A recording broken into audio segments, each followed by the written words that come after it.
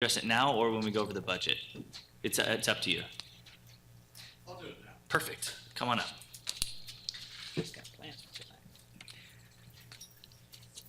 Okay, each of you should have handouts. Mhm. Is that correct? Okay, they're going around now. Maybe this is a little bit early, Mayor. I'm not sure. That's all right.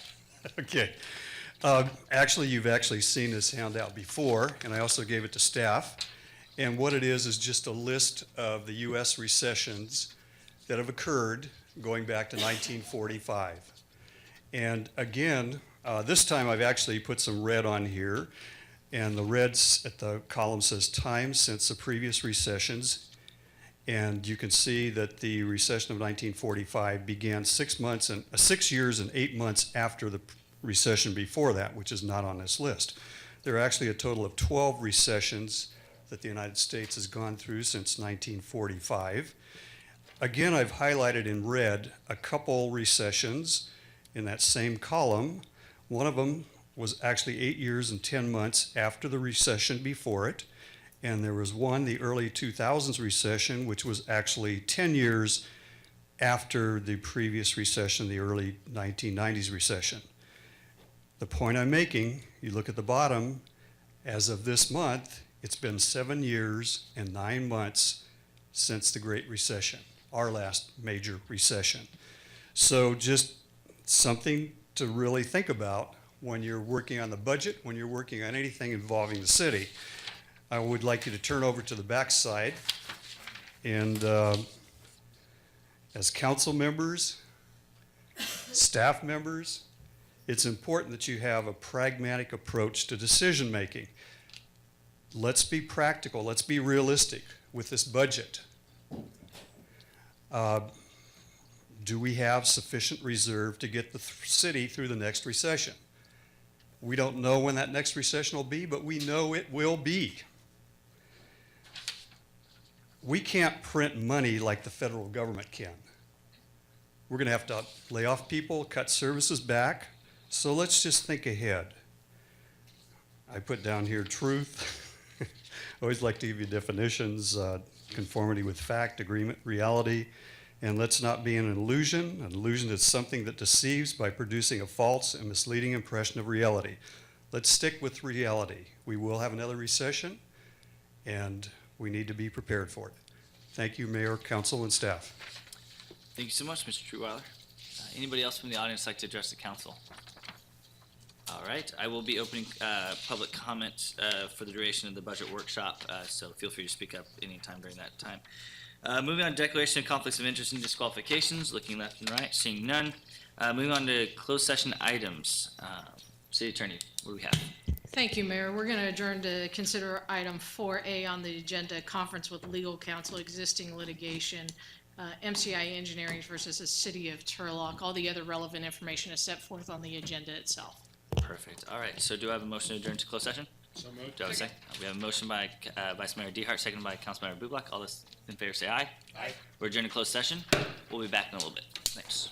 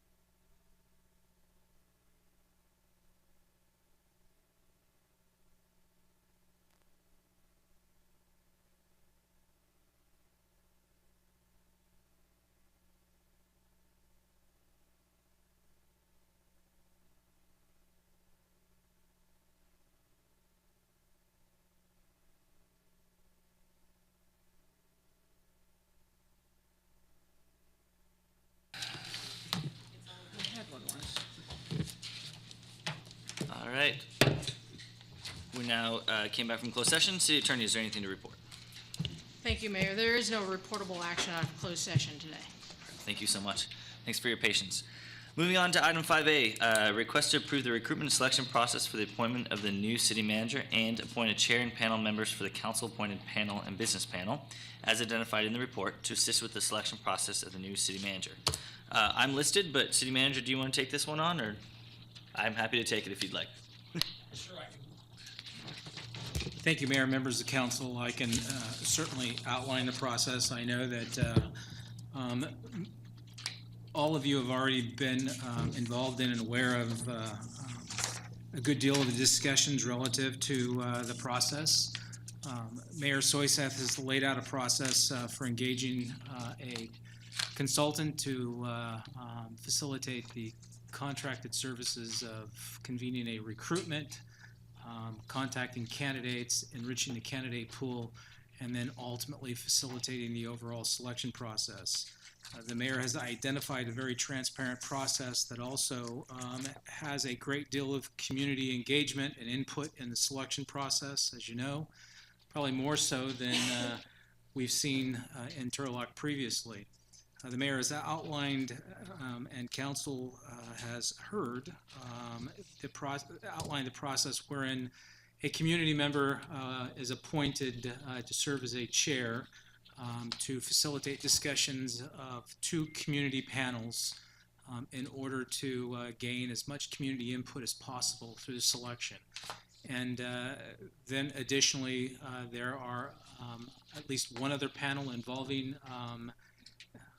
an executive panel, so experienced city managers and other executives in government entity, and then there is also a department director panel. So overall, the process entails a consultant doing the field work and putting together the pool of candidates, staff coming together as a director panel, and then a community member assigned as a chairperson who brings together two separate community panels. And these four panels all will form separately on a specific date. The final candidates that will be screened by the consultant will be invited to interview among these four panels, and then ultimately those candidates will be narrowed down to between 1 and 3 finalists, and then the council will conduct the interview with the final 1 to 3 final candidates. And the mayor has outlined that in the staff report before you. And this evening or this afternoon is your opportunity to have more discussion on that. And between the mayor and staff, we can provide more information if you would like. And staff does recommend that you approve this approach. Absolutely. And I'm sure the mayor does also. Absolutely. Yes, and so one of the things that is in the staff report is talking about the appointment of Robert Nair and Associates to be the recruitment firm. This is the associate, or this is the group that conducted the last city manager recruitment that led us to Gary Hampton, and because of their knowledge of Turlock, their ability to reuse a lot of the materials, they were able to be able to execute this quicker, so our timeline can be faster, and then also at a 30% reduction in cost, because they will not have to come back and redo a lot of work if they were coming in here new. So that's a significant savings to the city as well. Is there any outstanding questions or comments from the council before I turn to the public? Yes, Vice Mayor. Mayor, I just had a real quick question of clarification for the record. Do we happen to have a picture in our minds as to whether or not these 4 panels will be consecutive weeks? Or are we leaving that primarily to former Mayor Andre? Absolutely. So the chair, from here on out, the chair and the council-appointed panel will be the ones that will be our surrogates as a council, right? We operate under the Brown Act, and these individuals will be able to represent the council and make these decisions. The chair has a tight timeline. He's working with the recruiter. He will work with the individuals that are appointed to the business panel and to the various panels as to what timeline works with them. It has been laid out roughly here, but then he will work with the recruiter to make sure those dates are identified. Any other questions? Yes. So in reference to the recruitment and selection process, couple of questions. I know that one of my colleagues who's not here had questioned the median salary, so that we talk about it's a little high and bring it down. And as well, I presume the job description is the same because we don't have it in front of us, so it's still the same one. Great. City Manager? So I can answer both those questions. The job description has not changed. The job description can only change by a vote of council. There's been no proposal for staff to bring any changes to council. We can do that if you'd like. The job description does not outline the salary and benefit package for the city manager.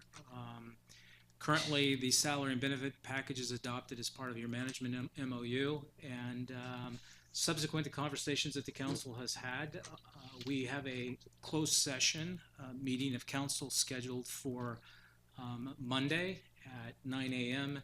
And I am prepared to provide for you more detailed information regarding a survey conducted per council's request relative to salary and benefits. Additionally, and I was just looking it up, but also the solicitation, the flyer that is sent out doesn't actually list the specific salaries. It talks about different language, and I was going to try and pull it up to see what it says, but it's consistent with last time. But it doesn't list specific salaries. Any other additional questions or comments? Any questions or comments from the audience on this item? All right. Bringing it back. Any additional conversation? Will it be the pleasure of the council? Yes. Yes, Mayor, just by reviewing the personalities identified, whether for chair, council-appointed panels, business panels, those names that we know, the personalities that we trust in our community, among the many, I'm encouraged by the process, and I would like to advance the measure. Perfect. All right, so we have a motion by Vice Mayor DeHart, seconded by Councilmember Scare. Clerk, can you please read back and call the roll? Approving the recruitment and selection process for the appointment of the new city manager, appointing a chair and panel members for the council-appointed panel and business panel as identified in the report to assist with the selection process of the new city manager. Councilmember Esquer, Yes. Councilmember DeHart, Yes. Councilmember Bublak, Yes. Mayor Soisek. Yes, motion carries 4-0. Excuse me. Thank you so much. And I appreciate us going with this formula. This was it's a hybrid of the past recruitment processes we've had for the police chief, the fire chief, the previous city manager. And I think it takes the best of all those processes and brings in a lot of community oversight, and it allows for a lot of involvement from business executives, and community members, and even our directors. They're going to be the direct reports to the city manager. So I think it's a good process that leads us to a good recommendation to us as a council, who will then have the final say. So I appreciate everyone's support. All right, moving on to the budget workshop. City manager, I'm just going to turn it over to you and turn my microphone off. Thank you, Mayor, members of council. This afternoon is our opportunity to begin our review of the fiscal year 17-18, 18-19 budget. You have previously adopted a policy of reviewing and approving a two-year budget cycle with each individual fiscal year closed out separately. So just for clarification, one fiscal year does not roll into the next fiscal year, but by adopting a two-year budget process, it allows you to plan from one year to the next year. The benefits of that for this community and this council is it allows us to plan in advance for large expenditures and encumber money, smaller amounts of money over several fiscal years. And I know that was a change implemented by this city council. Staff is happy to report it is working. But as you know, we're still trying to adjust our internal systems to adopt or to adapt to that change. So with that, this afternoon, what we'd like to do for hopefully the next 2.5 hours, but to quote Councilmember DeHart, we're here from 1 until done. But let me just bring everybody's mind to rest that we do have tentatively scheduled for Tuesday, May 16th, follow-up workshop number 2 if necessary. We would prefer to try to complete it today. We believe that you will be able to get through the information quite comprehensively and expeditiously in the manner that we've laid it out for you. The documents that you have before you, first is somewhat of an outline of what we're going to present, and that's to keep everybody on track about exactly what we're talking about, because we're going to do a brief review of 16-17, the current fiscal year budget. We're going to give you some updates on that, and then we're going to transition into our general fund reserve, and then we're going to immediately, after giving you an update on that, move you into some cautionary notes before we begin talking about the 17-18, 18-19 budget, and then we will finally get into the 17, 18, 18-19 budget, and we will then provide input on that for you. What we have tried to do as staff, we've tried to extract out of your proposed 17-18, 18-19 base budget that you have been provided with last Friday and that you have copies in front of you. And we've tried to extract key information out of there that from our previous workshops we know that you're going to want to talk about. And we've provided them in slides and documents in your binders. So it'll be, I think, a little smoother to go through the information instead of having you flip to page 633 and then back to 13 and so on and so forth. And then finally, we will be going through the spreadsheet before you that really breaks down some of the augmentation requests of staff members. Today's budget workshop will be facilitated through a shared role of the city manager, our senior accountants, and our department directors. And obviously, you see them here before you today. I do want to remind you that for the last 6, almost 7 months, we've been operating without an administrative services director. And I want to acknowledge Julie Burke and Marie Lorenzi. They've taken on a much larger workload. And so ordinarily, your administrative services director would assemble the budget. And so your city manager has assembled the budget, but I will acknowledge that that's with the support, the wisdom and guidance of 2 of our senior staff in finance. So both Julie and Marie are very experienced accountants. So I don't think that you will see our any impacts of our ASD missing, but we certainly feel it, I can tell you that. So with that, what I want to quickly do is if you'll take a look at the outline before you, those are my opening comments, and at any time feel free to stop us, ask questions. This is a workshop. We do plan to bring you hopefully a proposed budget for adoption in the first meeting in June, and we've left the second meeting just in case we can't get there, so we do have a security net underneath us as we go through this process. If I could have Marie Lorenzi take the first shot at this, and I'm going to interrupt staff occasionally when I need to make sure that we get specific information before you. And I'm also going to do a little bit of an introduction on each one of these PowerPoints. If you look at the accented yellow areas on your outline, we're going to be referring you to PowerPoints. They will be displayed for the public, but you have copies before you. And I share that because I don't want the public to think you're ignoring the display, because you actually have them in front of you. So with that, Maria, if you would take us through the fiscal year 2016-17, so our current fiscal year revenue update and how we're tracking with our revenue.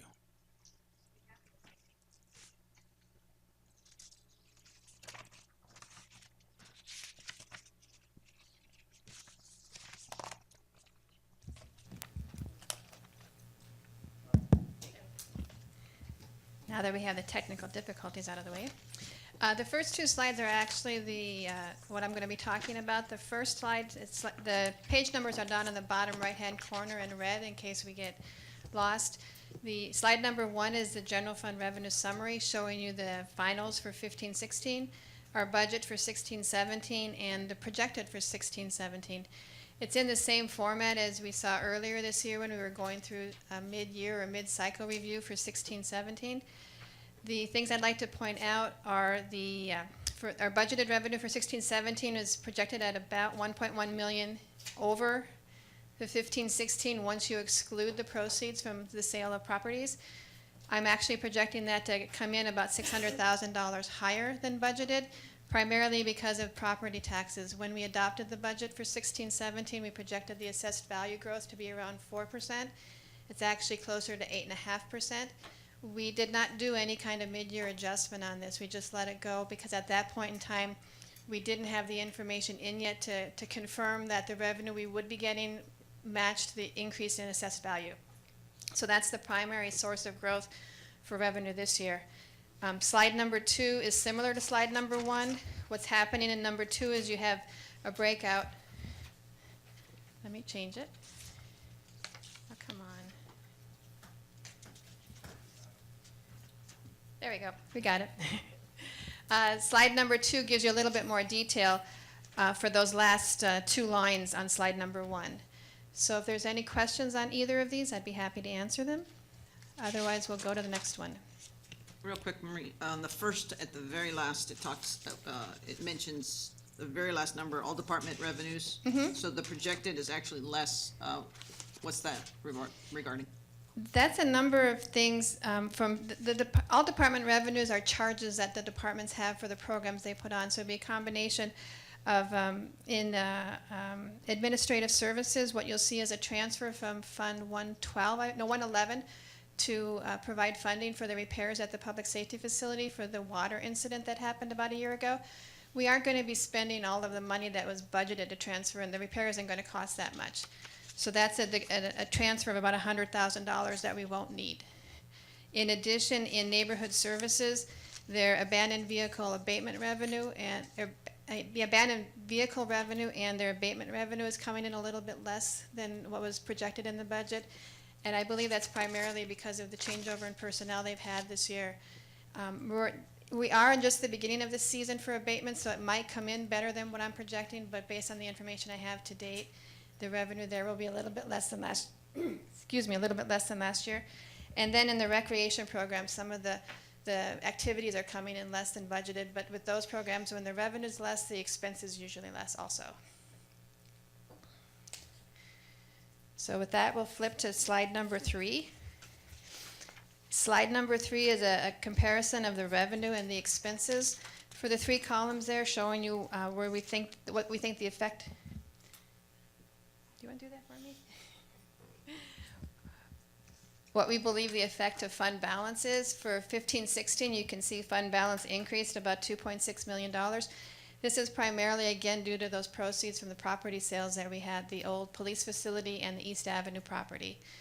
The budget for the current year was projected to be about $350,000 in a deficit with the increase in revenue that we're looking at. And quite honestly, we don't always spend all of the budgeted expenses, so there will be some savings primarily from unfilled positions.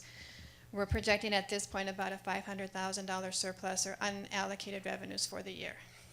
So when we look at the revenue update and the expenditure to date review, the city went into the 16-17 year with a forecasted deficit spending of $347,000.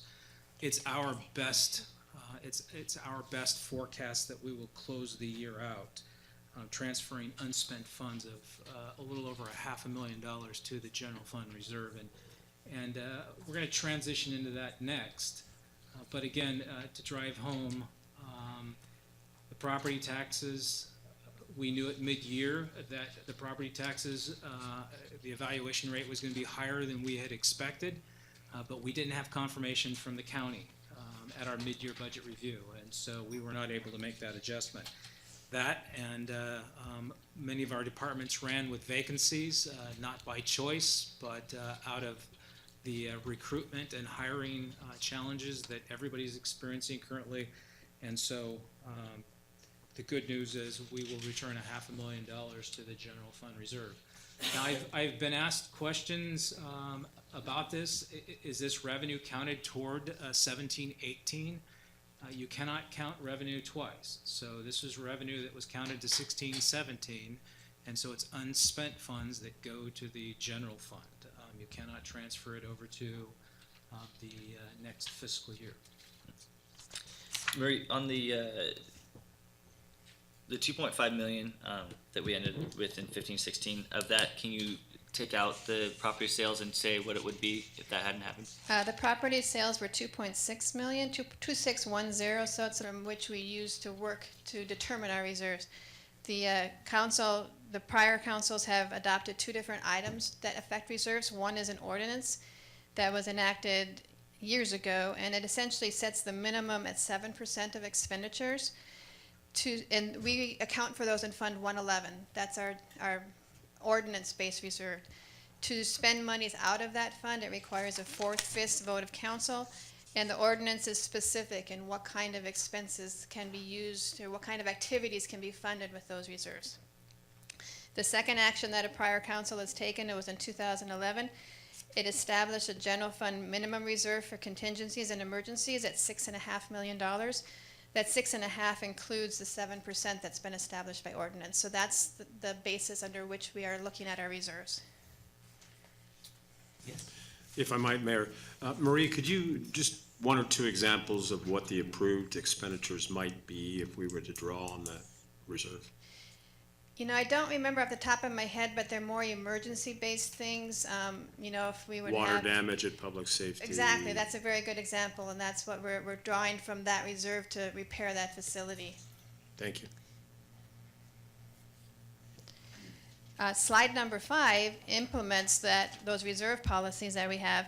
And what you see on this slide, first of all, I want to be sure to highlight the 3 different colors. The first color on the slide for each year represents the restricted reserve, that's 7%. So, Marie, can I stop you right there? Certainly. Would you explain or provide more detail to council relative to the importance of that 7% reserve in our day-to-day cash flow operations? Well, the benefit of having that 7% reserve means that we earn some interest on it. That interest, and I believe in the last year in the general fund, was about $100,000. That helps fund some of your general fund activities. So that money isn't just sitting there idle, it's helping to fund some activities. So that 7% also gives us the cushion should something catastrophic happen. The city can function for a limited period of time, of course, but can still function and pay bills while it's getting back on its feet. Thank you. So, Do we know what that is? How many days? well, it represents about $2.5 million. To do the math real quick. Now you're putting me on the spot. I would say it's about 2.5%, or about 5%. So a month is 1/12, so it's probably less than a month if we expended all of the salaries that we normally have. So it isn't a significant amount of money, but at least it keeps you from having a problem right out of the gate. You can operate for a little bit of time. And that's assuming that we're actually at that limit. If something catastrophic would happen, one of the reasons for having the $6.5 million is so that we have more than just a few days worth of operating reserves. So, and my math could be bad, I apologize. I'm reliant on a calculator. No, you're fine. I was asking, and not to make a point but to reference to Mr. Trueweiler's comment about recessions and how long they go for a year, 2 years. It can be fluctuate. That the reserves, I mean, we could try and stockpile tens of millions of dollars to try and get us through a whole recession, but that's not really the goal. There's going to have to be other policy decisions made if something like that happened in addition to the reserves. Yeah. I wasn't here when the council implemented that ordinance, but I believe it was to make sure if something catastrophic happened, the city had some money to operate for a while to get going again, with the expectation that some of the revenue that we get isn't dependent on the city going out and doing something every day. It's dependent on our residents being here for sales tax, but property tax is going to continue to flow. Right. So a lot of the general fund revenue will continue to flow, but it provides you that ability to keep going until things get going again. Got it. Thanks. So, Going on with this, the orange part and the blue part together make up your $6.5 million.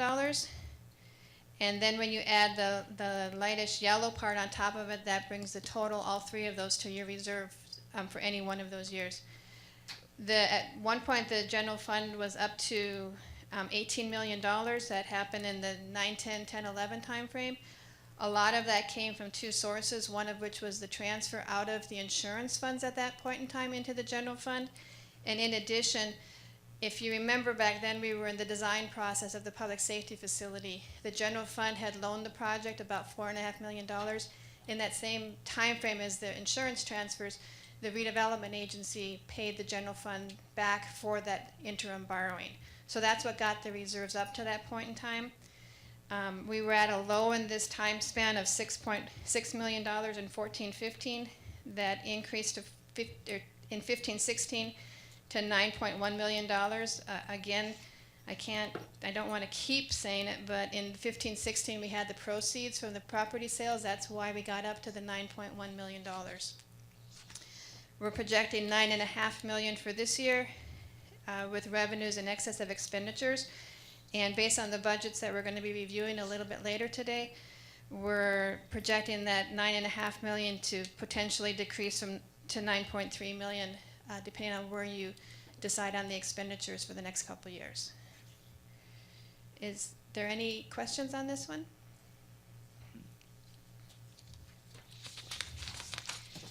Then we will move on to slide number 6. So just quickly, you know, if we need to come back to the general fund reserve update as we work through your base budget, we certainly can.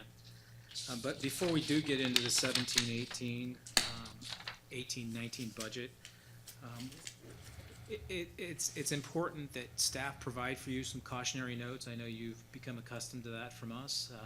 It's part of your direction to me that you want full transparency and you want the public's business done in the public. And so that's what these cautionary notes are about. I've asked staff to put together an overview for you on the PERS increases that we know result from the PERS board action of lowering the discount rate, and then also to give you an overview on the sustainability of the employee health care program. And then also we're going to touch just briefly on equipment funding shortfalls, primarily in fire, because you know, fire does carry the burden of having some of the most expensive vehicles, frankly. So it's important that we have enough money, and they don't have a backup fleet, so we have to make sure that we rotate these engines out and replace them as needed. So we want to go through those 3 cautionary notes. I'm going to ask Marie to quickly well, not quickly, but go through in some detail slide 6, which is going to talk a little bit about the PERS increase and hopefully bring even more clarity to what the state has done upon the cities. Okay, and I apologize for how busy this is. I know it violates every rule of a PowerPoint slide, but there's a lot of information that's important, and you have it in front of you, and I wanted to give you as much as possible so that if you take it with you and look at it later, you'll have the information that you need to look at and to potentially ask questions about. What I'd like to first of all direct you to is the bottom right-hand corner where it says PERS discount rate changes. As the city manager talked, the PERS board has changed their philosophy in their policy regarding the discount rate, and the discount rate is intended to reflect what the PERS board believes the assets within PERS will earn over the horizon that they've chosen, and I believe that's a 10 to 15 year horizon. So it's not the near term, it's not a 30 year, it's somewhere in the 10 to 15 year horizon. They're currently, and the contributions that the city's paid this year and will pay next year are based on a 7.5% discount rate. What the PERS board is doing is over the next 3 years, reducing that discount rate from 7.5% to 7%, and they're doing that in steps. For the 18-19 contribution calculation, it's going to come down to 7 3/8% or 7.375. The next year it'll come down to 7 1/4, and then the third year it'll come down to 7%. The way that this is going to impact our rates is the effect of those discount rate changes, and essentially when the discount rate changes, it means that they're projecting the fund will earn less interest, well, if the fund's earning less interest, something else has to put money into it so that the benefits are, the cash and the money is there to pay the benefits to the retirees and to the current employees with whom we have the contracts with for PERS. So the employer contribution is going to be increasing. When the PERS board adopted these discount rate changes, they decided not to make the impact effective immediately, so they're spreading the impact out over 5 years. So we've got 3 different rate changes over 3 years, each of them over 5 years. So it's actually going to take 7 years before the full impact of that final reduction down to 7% is in the rates. So that's what the information in that box is trying to provide. The one thing to note for the city of Turlock is the general fund carries about 2/3 of the entire citywide PERS expense. And this slide is presenting the entire citywide expense, not just the general fund. So 2/3 of these numbers is a projected impact to the general fund. What you have up on the top half of the slide, when PERS provided us this information, and they gave us what they refer to as a circular, which is how they communicate with the member agencies. How can we project this impact to us? Well, because it's impacting all of the member agencies within PERS, they just don't have the staff to do a new actuarial for every single member agency. So they gave us a range, what they'll refer to as the high and the low. And they gave us information to help us calculate based on the information in our individual actuarial reports. And as you can see, we get 5 of them every year. How we can take the information in that circular and get rough estimates of for our own calculations. And so that's what I've done here. The left side, the top left is the projected at the low point or the low end of their range. The top right is the projection at the high end of their range. And then the bottom left would be the projection if the discount rate did not change at all. So the purpose of all of this is to give us an idea of where we think our rates are going to fall. I'm certain it's going to be somewhere in there. Exactly where, I don't know. But this is the best information that we can have for now. What we're anticipating when we get the next actuarial from PERS, which will be probably August, September timeframe, is that they'll be able to update some of this information for us. So the information we'll have then will be more specific to our plan rather than more general like it is right now. I know there's a lot there, and I'd be happy to try to answer any questions. Thanks, Mayor. So if I understand the busyness, what this is actually telling me, Marie, is that we could have an increase of $400,000 in a given year, or 5, Yeah, somewhere in that range. somewhere in there. But we don't know. I couldn't pinpoint it. I'm trying to get us in the ballpark. I can't get us to home plate with the information available to us at this point in time. Would it be unreasonable to assume that we can expect the highest rate possible? I think that's probably unrealistic. I would probably put it more somewhere between the high and the low. I don't think it's going to be the low, but I don't realistically think it's going to be the high either. I'm just basing my Yeah, somewhat cynicism on history. yeah. So I'm trying to get the worst possible scenario in my mind and get my hands around it. So, but 400, 500,000 is the best educated guess. Yeah. What I would do for any of the given years is compare the totals in the bottom left-hand side with the totals for that same year in the low and the high. And the left-hand side shows where it would be if the discount rate did not change. The others show the range in between. So that's how you're going to see on any given year where it is going to fall. Thank you.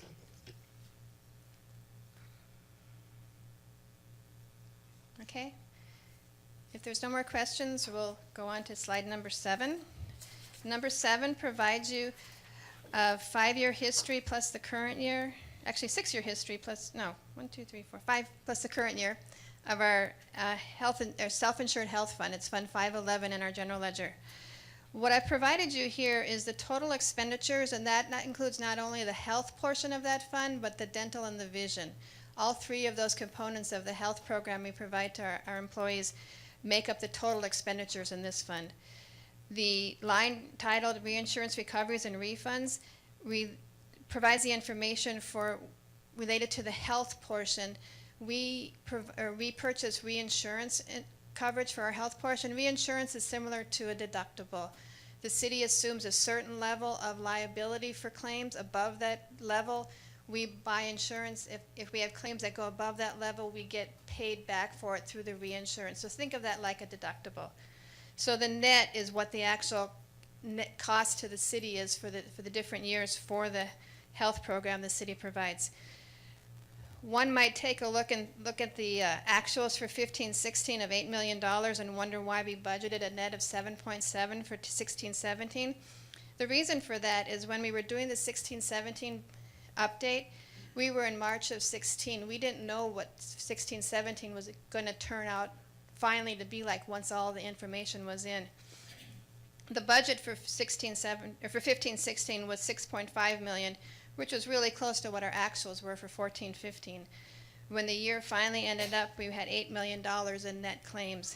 If you remember last November, I brought an item to council asking for an additional revenue augmentation of $1.1 million to shore up the difference between the revenue in that fund for the year and the expenses. So that 7.7 million budget for this year was developed based on assuming claims for 15-16 would be similar to 14-15 at 6.5 million. I'm looking at the fund so far this year compared to where we were at the same time last year, and we're really pretty close. So what's going to happen in the next 2.5 months is really going to tell what's going to happen to the fund for the entire year. So if there's any questions on this one, I'll be happy to answer them. The one thing that I want to add, budgeting for our healthcare, which is an EPO program, the city is self-insured for healthcare, and as you see, we do buy secondary reinsurance, and right now that level's at $175,000 per covered soul. So that means that the city's responsible for the first $175,000. When we look at the 5-year history and try to budget for the 5-year history, there is absolutely no trend because it's really dependent upon, someone could have a catastrophic injury, traffic collision, they could have a major health issue. It's just not possible to predict.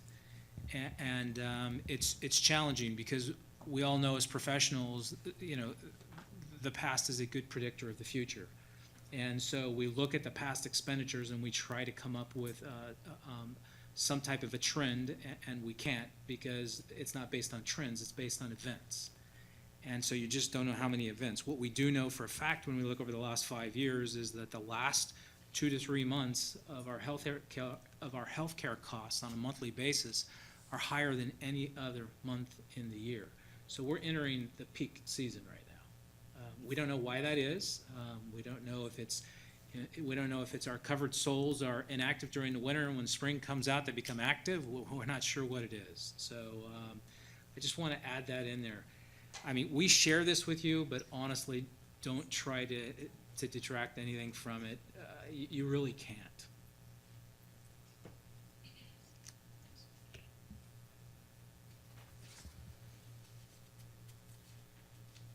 So we're going to go ahead and we're going to transition into looking at the 17-18, 18-19 year budget.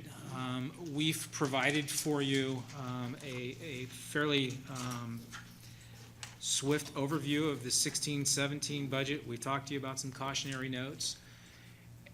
And as you all know, we are approaching labor negotiations with all but one of our labor groups. And so we're going into negotiation, not having yet had our first meeting, but we have been in discussions, not collective bargaining negotiations, but discussions with all of our labor groups about health care, and we continue to work through that.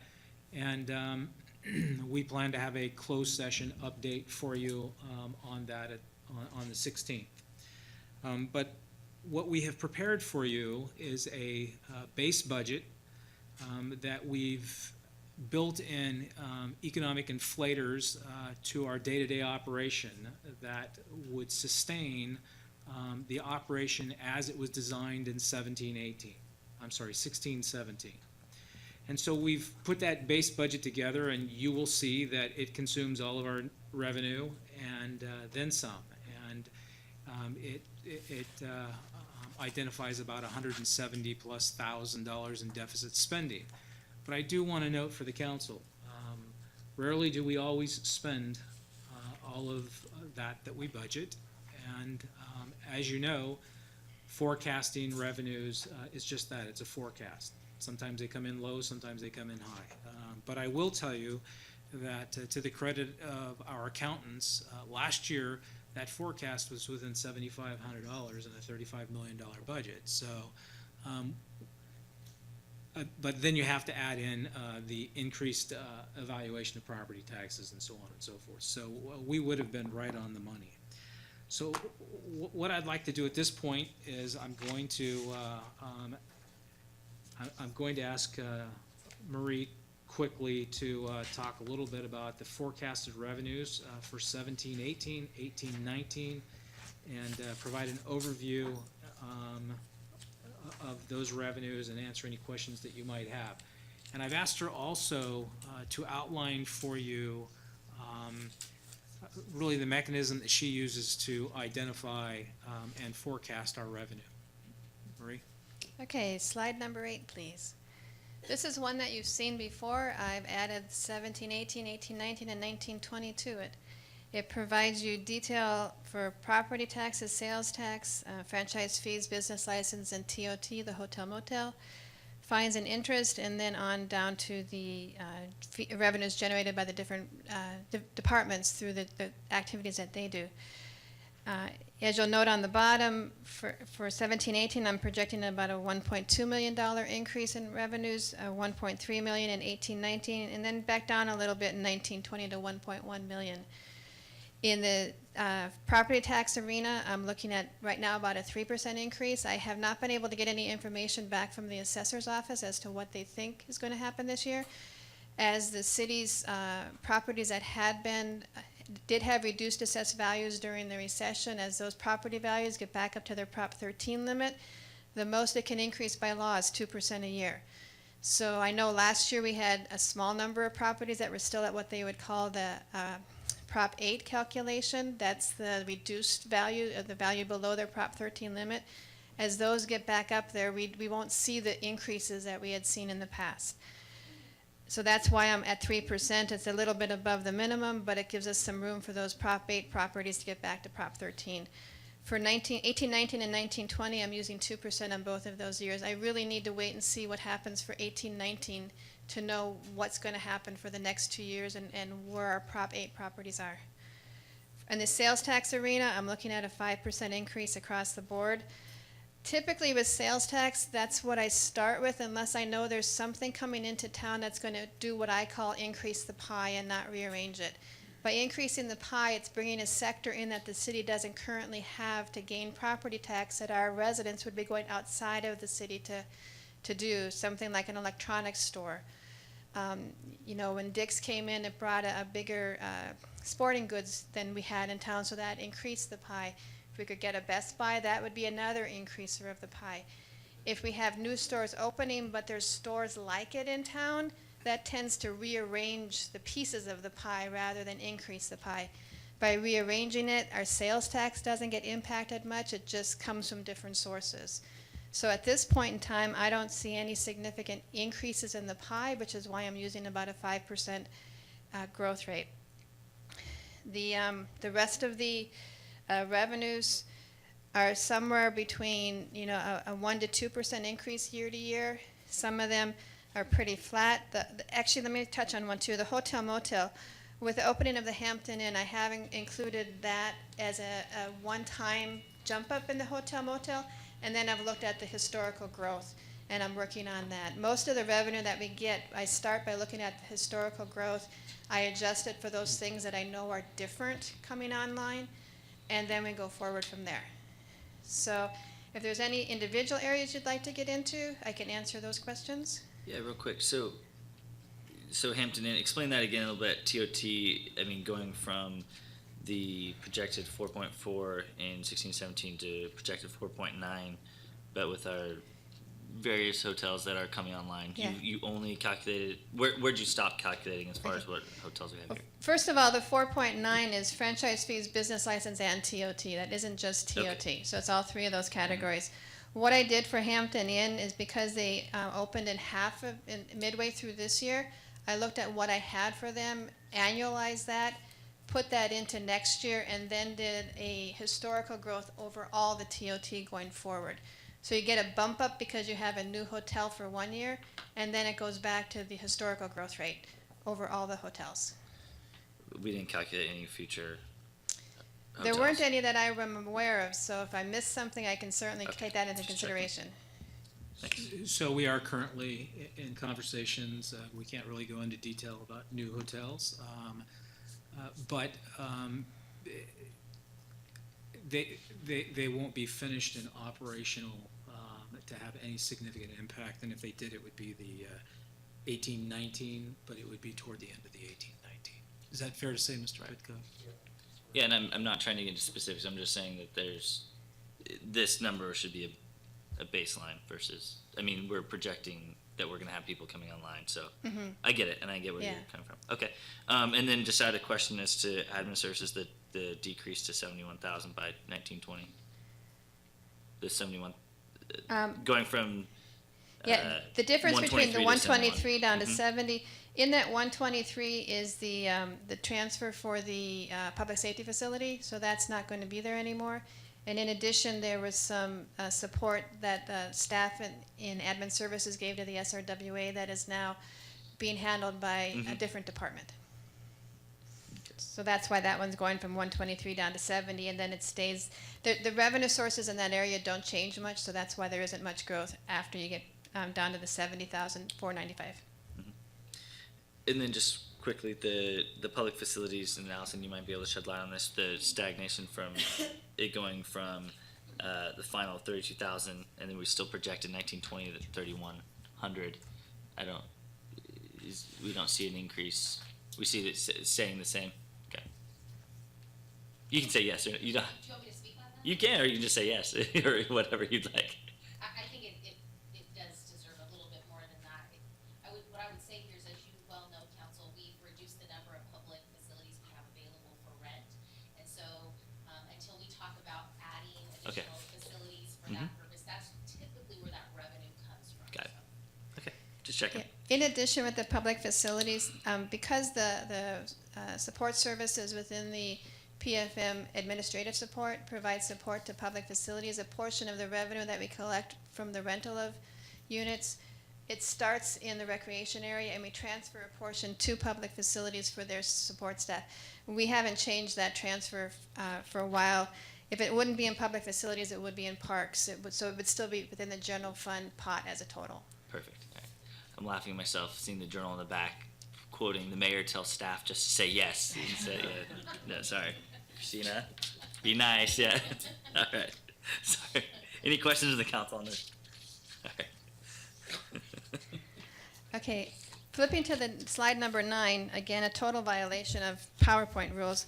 But as the city manager mentioned, I just wanted to give you a flavor for what I do in my process, especially with some of the major general fund revenue lines. This represents the information that I use on which I base sales tax growth on. The information in black is there for you for reference purposes. It reflects what I actually know as of today. What the quarters that we've settled up with the Board of Equalization. The numbers in blue is what I really want to have you take a look at. So it's to the bottom left-hand side. As of this point in time, we've got actual information for the quarter ending December 31st. We settled that up in March. The January through March quarter won't settle up till June. So at this point, I'm working on projected numbers for that quarter, and we haven't even started the April through June receipt period. So I had two options when I was looking at this. For 16-17, I could, and I'm using 16-17 as my base to project for 17-18. For 16-17, I could assume that the January through March and April through June quarters would be the same as they were the prior year. If I did that, for the year, the city would have about $13.8 million of sales tax. It's about a 4.7% increase over the prior year. But what I did is I took a look at those 2 quarters and the same quarters in prior years to see if I could see any pattern or any consistency, anything to tell me typically quarter over quarter growth is a certain amount. By looking at it, I'm estimating 3 or 4% growth for the January through March quarter and 3% growth for the April through June quarter. If I do that and I back out the 5% that we share with the county and the 1.1% that the state takes for an administrative fee, I'm projecting for 16-17, the city will end up with just over $14 million of sales tax, which represents about a 6.5% growth over the prior year. So that's the basis that I'm starting my 17-18 projection with. And for 18-19. And I do a similar process for all of the revenue, the major revenue categories we have. I look at what I know. I try to see if I can see any patterns from year to year. I get information from the outside because this revenue, quite frankly, comes from outside sources to try to project where we're going. But I just wanted to give you a flavor for how I do it so that you would have a better understanding of the process. Any questions? Okay. So, Mayor, members of council, I want you to know a lot of time and effort has gone into really drilling down and trying to forecast our revenue. I will tell you, it's a very fine line. We dealt with this back in 2009 that really put this city in a predicament where, as you know, the slightest 0.5% adjustment could close a deficit spending year, an adjustment up. But you have to be able to base it on fact. And you also don't want to leave too much money on the table where you're not putting the public's tax dollars to work. You know, I personally, when I see money returned to the general fund that could have been used during that year, those are services that weren't rendered to our community, and we get that. So I have pushed the 2 accountants very hard in this area, but I also have a great deal of confidence that they would not let me push them beyond what they are very comfortable. And so 6% sounds like a huge increase. And you just heard Mr. Treewaller up here talking about the economy is approaching its natural cycle for a downturn. But we are a growing community. We are adding new amenities. We are adding new businesses, new retail organizations. And although 6% is in fact aggressive, it's very safe and it's deeply thought out. So I just wanted to add that. Absolutely, and I think it should be noted, we keep referencing Mr. Treeweiler. He is sitting on the city manager panel, so for all of those prospective applicants that are listening out there, have fun with that. All right, thanks. I'm kidding, Mel, it's great.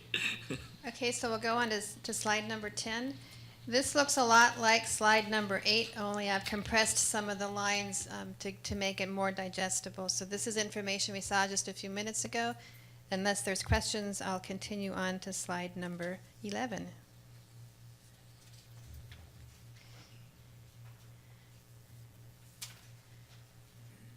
Okay, in slide number 11, we're presenting you the balances in our self-insurance funds. We have 3 of them. 510 is the workers' compensation fund. 511 is the healthcare, which we've talked about previously. And 512 is a combination of our casualty, our liability insurance risk, and that's where we account for the unemployment insurance. You can see here we provided you the reserve balances in each of these funds, or components of funds in the case of 512 for the years presented. Couple points to note for Fund 510, that's our workers' comp fund. For the most part, workers' compensation expense and reserves are statutorily determined. The city doesn't have a lot of latitude in how these expenses occur and how they're paid. State law governs them. One of the things that we must be aware of with the workers' compensation fund is at the end of any month, and definitely at the end of the year, we get a report from our third-party administrator that tells us of the claims that are currently active that haven't been closed yet, what in their best professional opinion they believe that claim is going to be settled for, or what the cost the city will incur for the claim. That's what they refer to as an open reserve. The city needs to keep on their books sufficient funds to cover that open reserve. So this fund if you look at the balance sheet, it's gonna have a fund balance. It's specifically for that statutory reserve. The healthcare fund, as you may remember, in the last 2 to 3 years, I've come back to you after the end of the year and said, now that we're done, I need another appropriation into this fund. And the money comes in from your operating funds, from your general fund, your water, your sewer, your street maintenance. Those funds that have people, the healthcare fund had more expenses than it had revenue. Because it's a self-insured, it's an internal service fund for our operating funds, that's where the money comes for to fund those expenses. So that fund pretty much runs with no fund balance at all. And it's been that way since the 2009 timeframe. The liability fund has a small reserve. We maintain that for those, in the event that we have a casualty loss for which we have, the city would have a responsibility for a portion of the claim versus our insurance. And if there's any questions, I'd be happy to answer those. Just a little history. This fund attracts a lot of attention from me. In 2009, this fund had nearly $12 million in it. And we transferred out, I believe, $9 million. And you heard Marie speak earlier of the 2010-11, I believe it was, fiscal year, where we saw an increase in our general fund. That's where this money came from. So I know we're looking at $2.3 million in reserves across these 4 funds, which looks like money that we could make actionable for our community, but it's not. And in fact, it's probably an insufficient reserve, but we will make it work because we have a general fund reserve that backs it up. And so certainly carrying $12 million reserve in here without an actuarial to support it was not wise, and that's why the money was transferred out. So transferring the money out back in 2009 and 10 was not irresponsible, but it wasn't supported by an actuarial. And to this date, we still have not done an actuarial. We're basing the reserves on actual experience over the last 5 years. But I just want to remind you that this is one of those areas that your general fund reserve supports. So we're not carrying that reserve. We're not carrying a $12 million reserve here, and nor should we. And I don't know what an actuarial would tell us, but we'd spend $100,000 to figure that out. So we've chosen not to at this point. Absolutely. Marie, I was going to bring it up earlier on slide 5, but I think I'll bring it up now. When we do the 2012-13 and 13-14 reserves, I don't want to make this too busy like your typical slides, but I would like to suggest adding another color for those two that would show that $9 million transfer out. So because this is unassigned, but really it's something I bring up every time, partly because I came into office in 2014, and so it looks like we rated the coffers and we rated things, and I just think it would just be visually better if there was another value or some way to differentiate the spikes that were the transfer that the city manager Hampton just described. Okay. Does that make sense? Yes. It's just a visual thing. Thank Okay. you.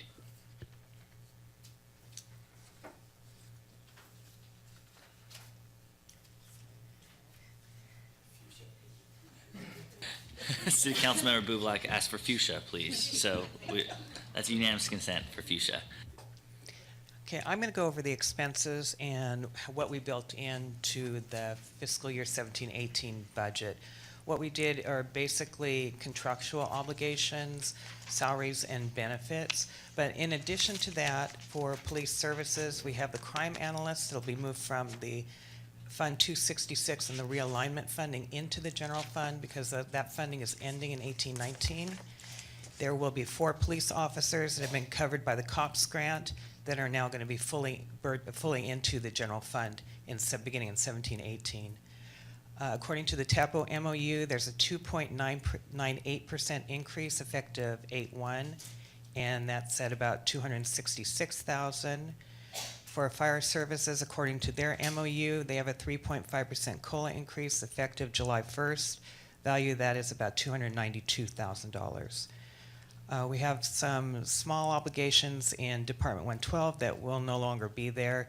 $10,000 for the contract services for the public service mitigation fee, CFD number 2 update, 15,000 for some miscellaneous tourism expenses, which will now all be coming out of Fund 120, and environmental services for the Turlock Armory, environmental site assessment for $23,000. So those expenses will not be repeated in 17-18. In addition to that, we estimate in the general fund the increase for the health plan costs, which we increased 10% just based on actual history. The effect of that is $466,000, and the PERS rate increase, we're estimating about $589,000. So those altogether are just over $2 million in increases for 17-18 over the 16-17 year. Going further down for 18-19, Fire, again, per their MOU, has a 4% COLA increase effective July 1st of that year, $255,000. And we're estimating the increased PERS rates, the effect of that will be $703,000. And going to 19-20, again, the increase in our PERS rate we're estimating could be somewhere around $812,000. Something else to note in the documents you'll be looking at with all the detail, these are working documents. And in going through this, there was a clerical error for $4,000 in the police training budget that should have been in there. So the expenses for 17-18 and documents that you have before you are understated by $4,000. It was a change in their records personnel going from one department to another. Their training expenses should have moved with them. The training was reduced in the department they came from, but were not increased as they should have been in the department they went to. So per the city manager, because this is a working document, we didn't green sheet that item. Thank you, Julie. So let me just prepare you for the next portion of this presentation. So, just quickly, we shared with you nearly $1.6 million worth of new general fund revenue for 17-18, and slightly higher for 18-19. And now we're about to demonstrate to you that we took the 16-17 budget and we just flipped it over to 17-18 as a base budget. What Julie just reviewed for you are the economic inflators that we factored into it. So before you, in your proposed fiscal year 17-18, 18-19 budgets, our status quo budgets with economic with the economic impact inflators inputted. And so you're going to see 2 years of deficit spending before you proposed. Now, the deficit spending in the first year is under 200. The second year, it's under 100. And I think we can all agree here today that at the end of the year, it will not be a deficit spend. But that depends on this next, that really depends on your direction that you give us on this next section. So each of the departments were told to prepare budgets. The department heads were told to prepare budgets to maintain their existing service levels and then provide an option for growth that they believe that we need to continue being effective and meeting the needs of our community. So what you have before you and what we're going to transition into over the next half hour is a discussion about things that your department heads need you to be aware that they are going to need in the future. It may not be in 17-18, may not be in 18-19, it may be further out. But as you can see, the outline of our budget, the further out we go, the greater liability that we have. And we really haven't forecasted the revenue all the way out to 2021, 21, 22, because it's just not possible to do it. It would be a guess. So before you, you have the large spreadsheet that's in front of you that very clearly demonstrates what each department head requested in an additional amount. So you'll see the amended fiscal year, you'll see the fiscal year 16-17 actual column, which is the third column over. And then you'll see the additional amount requested of the city manager. And then you see the fiscal year 17-18 request, the 18-19. So those items that I did not view as an economic inflator necessity to maintain services have been placed on this sheet. So the budget that you have before you does not contain any of this information. And I would like to go through a process wherein each of the department heads can outline the need for these, and council can weigh in and have direct hands-on in how far we want to take our deficit spending, if at all. And if the message is, Mr. Manager, we don't want deficit spending, then we will go back to work and we will bring back a balanced budget based upon the numbers we gave you. But I want to stress that even though I just minutes earlier, I shared with you that 6% revenue forecast is very aggressive, I'm convinced that we have the capacity to return between $300,000 and $500,000 at the end of 17-18. So I would advise you and recommend you not to fear deficit spending up to between $300,000 and $500,000. Now, I'm not looking at my accountants when I say that, because they would, it's not within their nature to do that. And I will also share with you, there is a practice in some cities to actually factor in right at the beginning of your budget those unspent monies and reduce them right off the bat, or add them back right off the bat. And that's certainly not a practice I want to engage in, because I've experienced that. It never works out. But we will go through these items, and you'll see that I have labeled them. This is, so to the right-hand columns, I have labeled what I believe they represent. Whether it's to maintain services levels that are not critical to the day-to-day operation that we could get by with, or in fact, I believe are risk management issues, and council should be aware of them and aware that I haven't included them in the budget, or are funding shortfalls for equipment in the coming years. And then finally, growth requested by the department heads for 17-18 and 18-19. And they are well aware that they need to be prepared to share with you what service increases the growth will provide. So with that, sure. Just one last question for Julie, and you have these expenditures on your last page you showed, and you don't need to bring it back up, but so nowhere in here do we forecast potential negotiations for our personnel, for employees? No, they have not been factored in.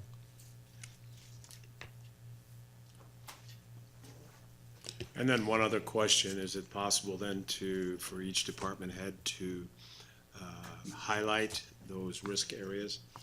I think you had mentioned those things that are considered risk. Yes, Councilmember DeHart, the department heads are prepared to go through every item. If you want to focus on specific items, they can do that. If you want them to go through each individual item in each column, they can do that. It's certainly your choice. At the end of the day, though, let me give you a glimpse into my recommendation at the end of this meeting. My recommendation is going to be adopt your status quo budget,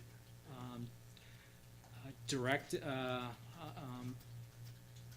city manager to continue pursuing labor negotiations, complete your labor negotiations, and then come back in September and reconvene a review of your fiscal year 17-18 budget. Because otherwise, candidly, what we need to do is we need to begin forecasting a pool of money for labor negotiations, if any. And we have had closed session with you one time, and we have more occasions to have closed sessions to talk about labor negotiations. But we haven't assembled a clear idea of where we may be heading with labor negotiations.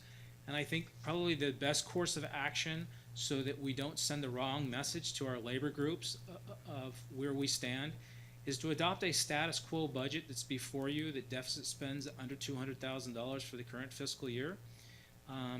Allow your department heads first to go over this information. I absolutely want you to hear from your department heads.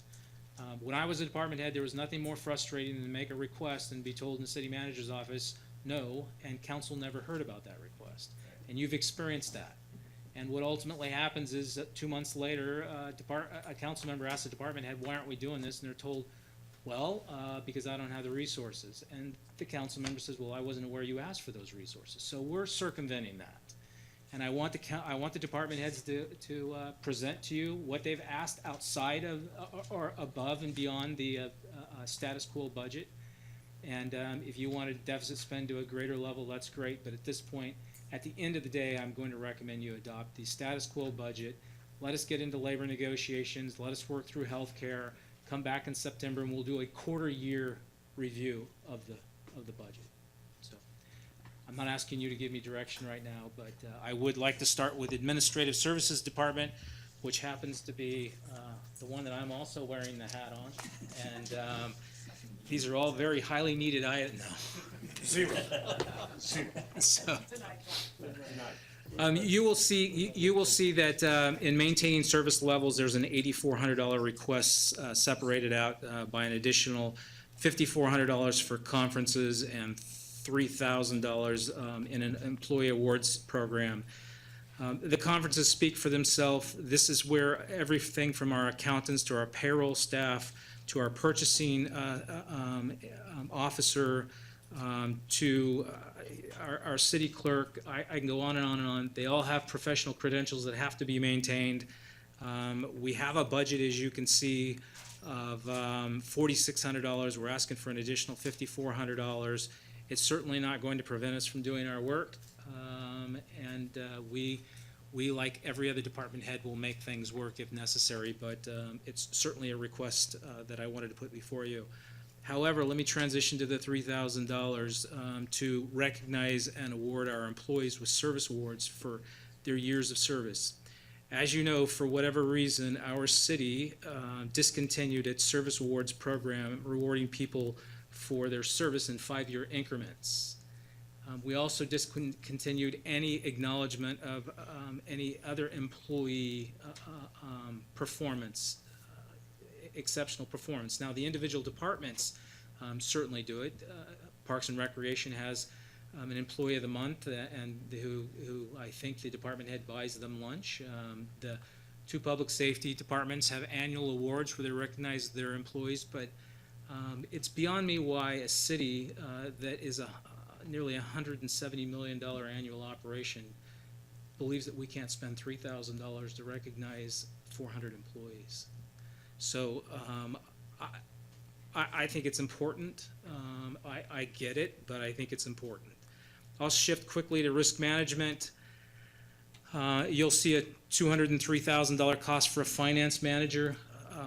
Every year, we have a third party come in and complete an audit of our expenditures of every public penny that we spend. And they look at our controls and how we expend that money and how we receive the money. And I can go back 5 years, and every year we have the same findings for corrections. And the fact is that we are a very leanly operated city, and we don't have any depth in any of our areas in finance, and it's a concern for me. And when the auditors come in, we have to demonstrate that we have controls in place. For example, the same person shouldn't be authorizing the employment of a person, putting them into the employment system, and loading them into the payroll system. And this is how you end up with ghost employees and ghost payrolls. Now, we don't have that here because we have the auditors. However, it prevents it from happening. You wouldn't want to find out at the end of the year that something like that has happened.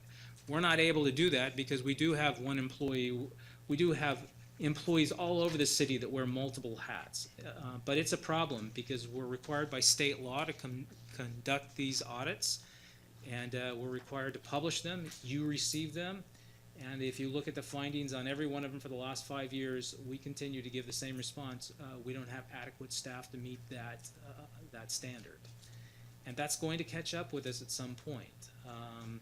So that's where that recommendation comes from. Risk management regarding recruitment costs, that has to do with recruiting the finance manager position that would answer to the administrative services director. You'll see maintenance and supplies. We have ADA compliance issues and administrative services. We have people that require accommodation under the ADA, and we're unable to meet it. We do need to buy some additional furnishings that meet ADA requirements. Office equipment and furniture, again, ADA and ergonomic. Ergonomics is a big issue with work comp, and it's not uncommon to see people in the clerical area wearing wrist braces for carpal tunnel and so on and so forth. We need to be able to accommodate that. Succession planning. $25,000. I had originally proposed to the department heads that we were going to request $50,000. Now, this is something that's managed out of the Administrative Services Division. It happens to be out of Human Resources. But our current succession plan strategy involves overhiring at positions. So as we have one of our accountants retiring, we hire the replacement 3 months in advance and overhire. That's expensive. In that one position, it can be as much as $30,000 for those 3 months. And it's important to make sure that we prepare our internal staff to not only have the aptitude and the ability to move up, but are prepared to move up and not just throw them into the position. You've seen us overhire at our city clerk, and you know that takes a year to get a city clerk up to speed and meeting all the requirements. So a risk management issue is we are going to have to fund and begin a succession plan that comprehensively develops our internal staff.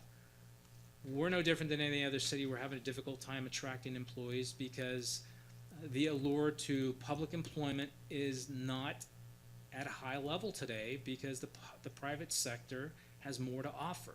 Now, when the economy was on the downswing, the public sector was very attractive because the private sector wasn't hiring. But that's not the case today, and our largest candidate pool for our upper level jobs is right here in the city of Turlock. We just need to develop the people. Information technology, it's a matter of placing a manager in information technology, and it's not creating a new position, it's reclassifying an existing position. So risk management is $250,000. I do want to share with you that as we continue to lean out the city, we took a couple of positions and made an administrative services department, and we put a director in that department, and there are no mid-managers between the department head and our accounting department, our payroll department, our purchasing, our IT, and in our human resource, we do have a mid-manager that reports directly to the department directors. So that's the request there. If you look out to growth, human resources is requesting assistance. And if you look out to 18-19, you'll also see that we're looking to bolster that succession plan. So that's the Administrative Services Department ask, $8,000 in additional resources to maintain current service levels, $250,000 in risk management, $113,000 for growth in 17-18, and $35,000 for growth in 18-19, and I'm prepared to answer any questions. Julie Marie, did I miss anything?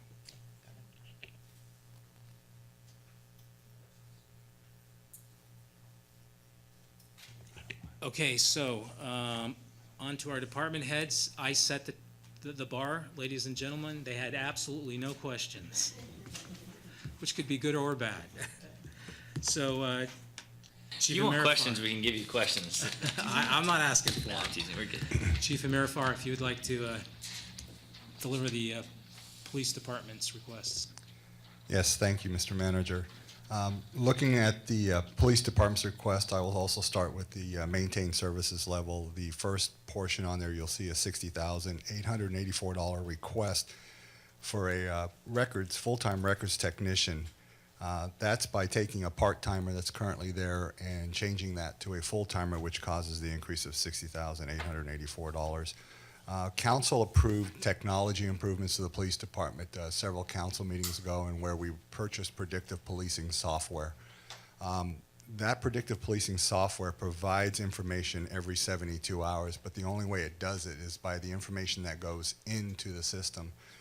Currently, we employ 6 records clerks to handle 78 sworn officers, information coming in and out.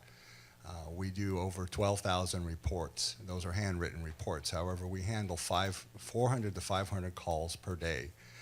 That data input is also sent into the systems. So we're asking for one more person under the maintained service levels in regards to that. Any questions on that one?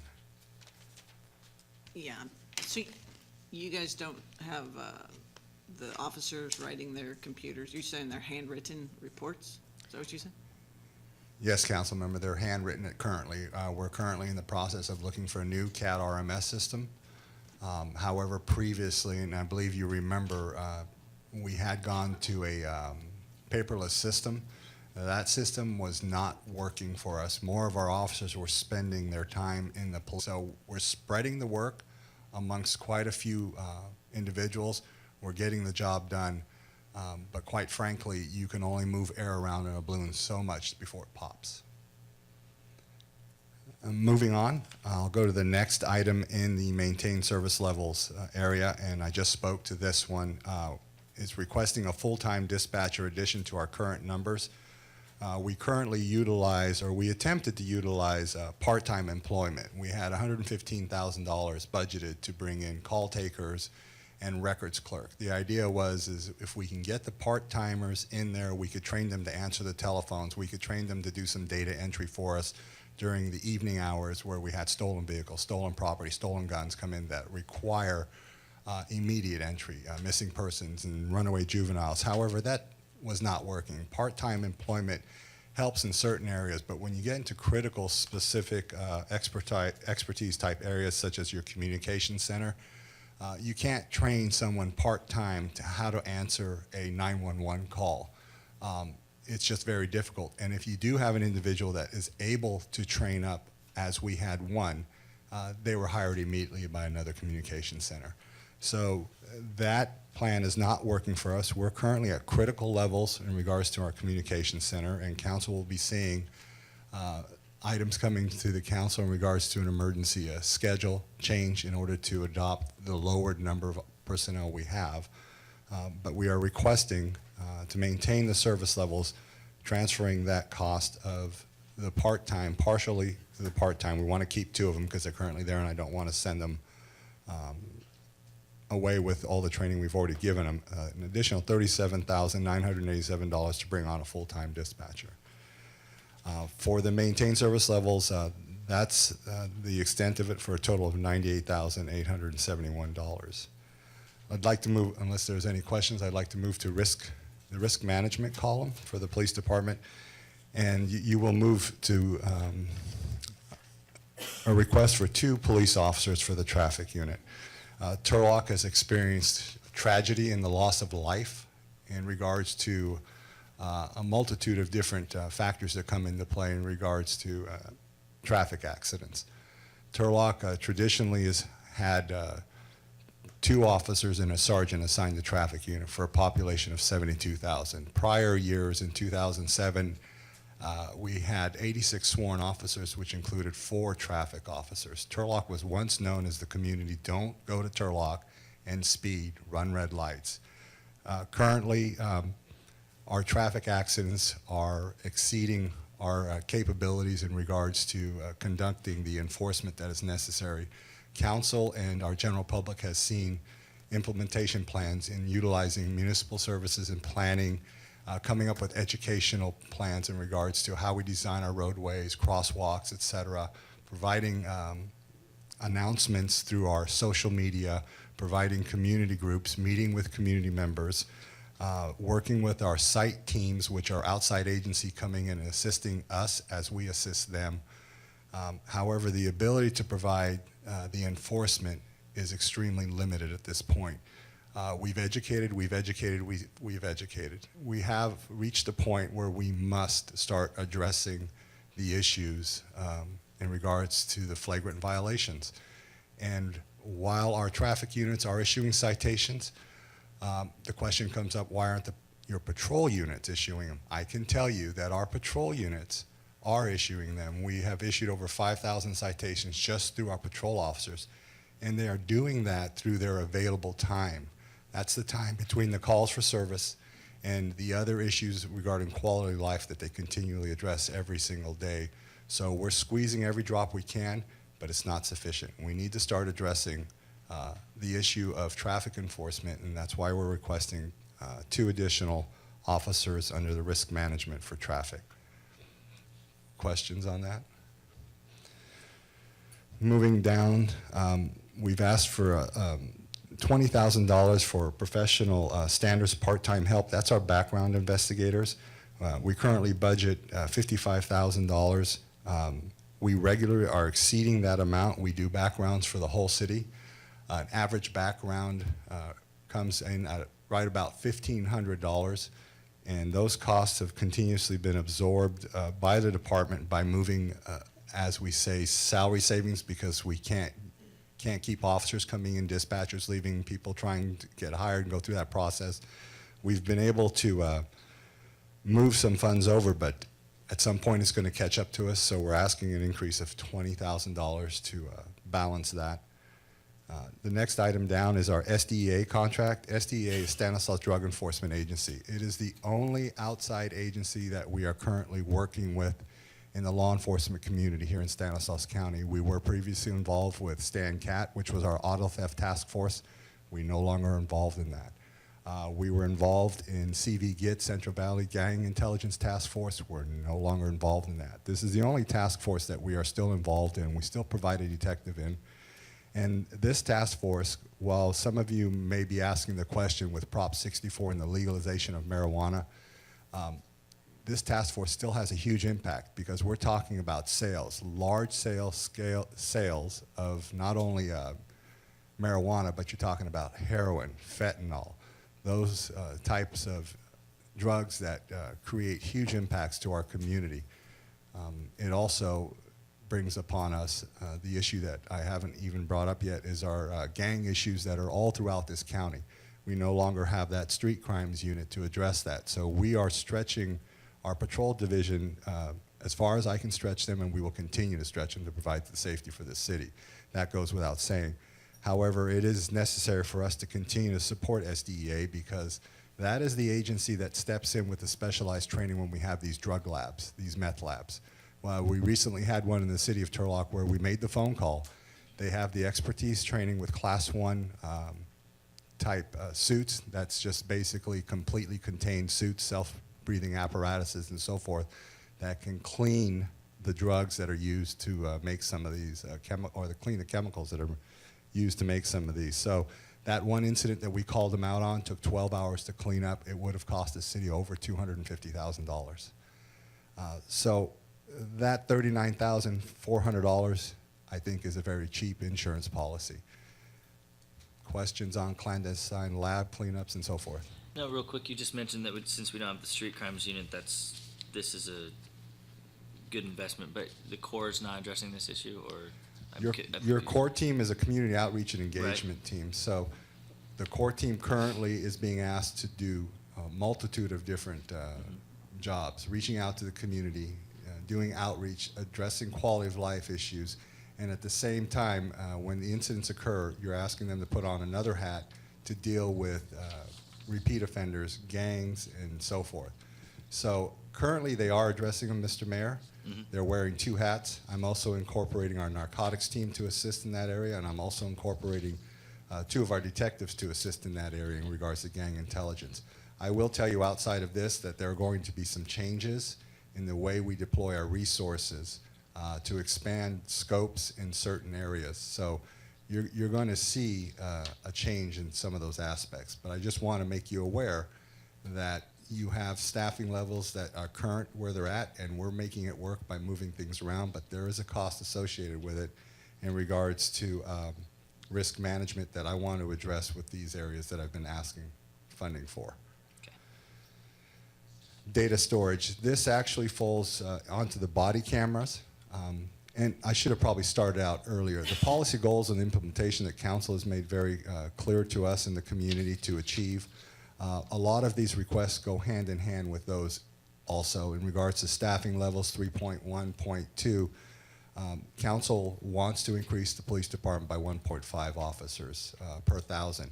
We've spoken a little bit about that, but I just wanted to bring it up just to let you know that some of these requests regarding risk management and growth go hand in hand with those objectives also. While we will not reach that 1.5, that's not feasible. We've already discussed that.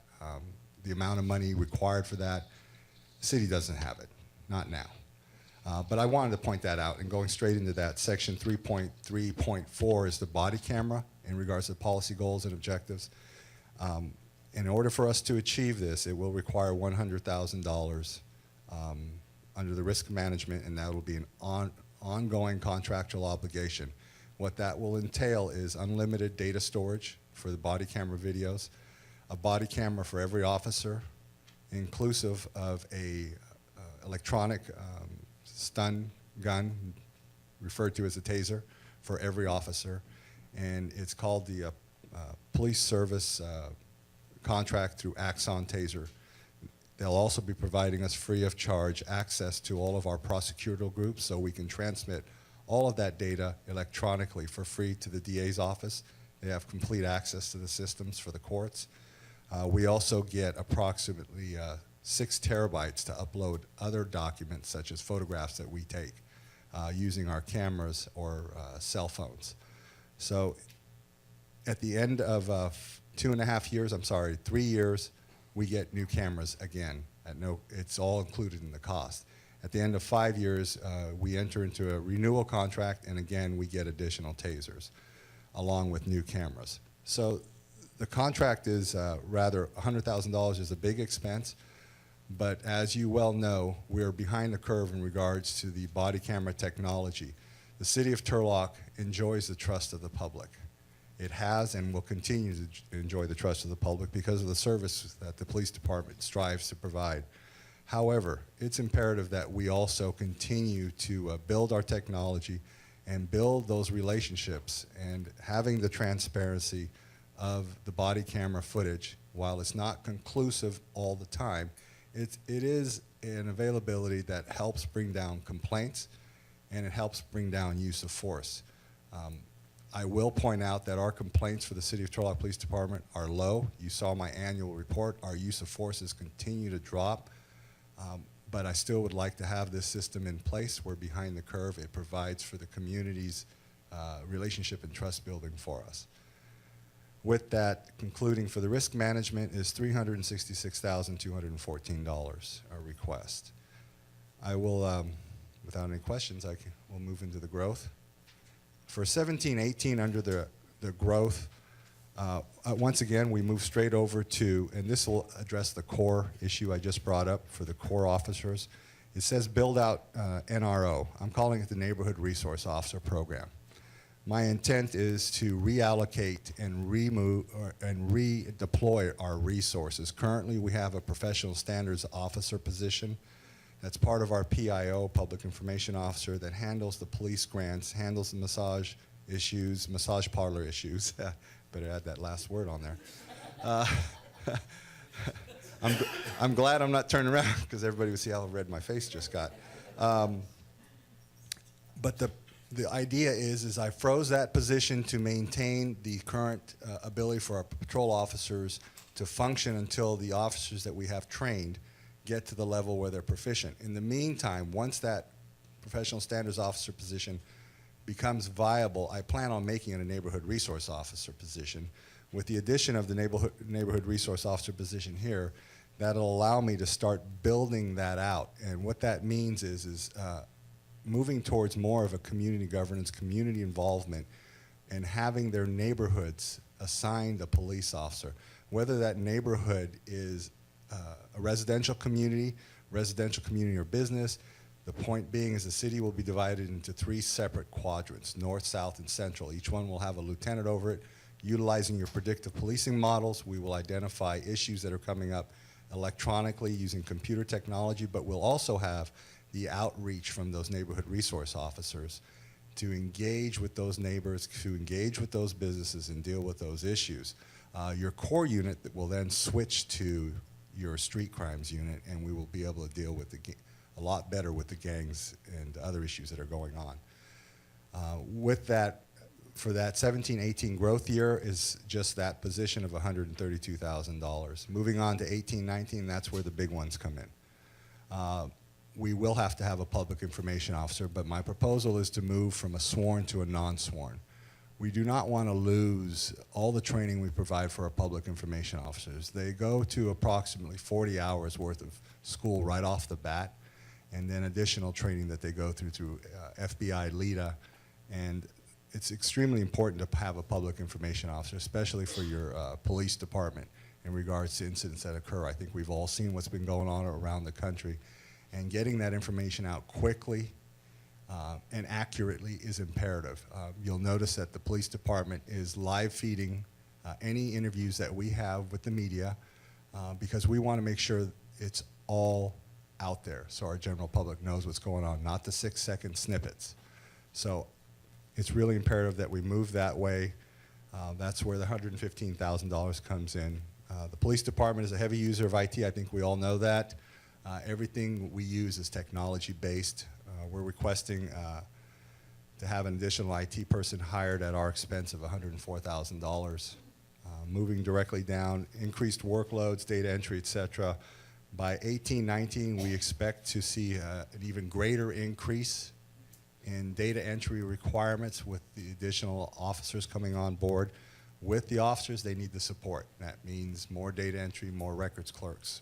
We're requesting one more records clerk. You'll see the last two NRO officers that come in, that will build us out to 4.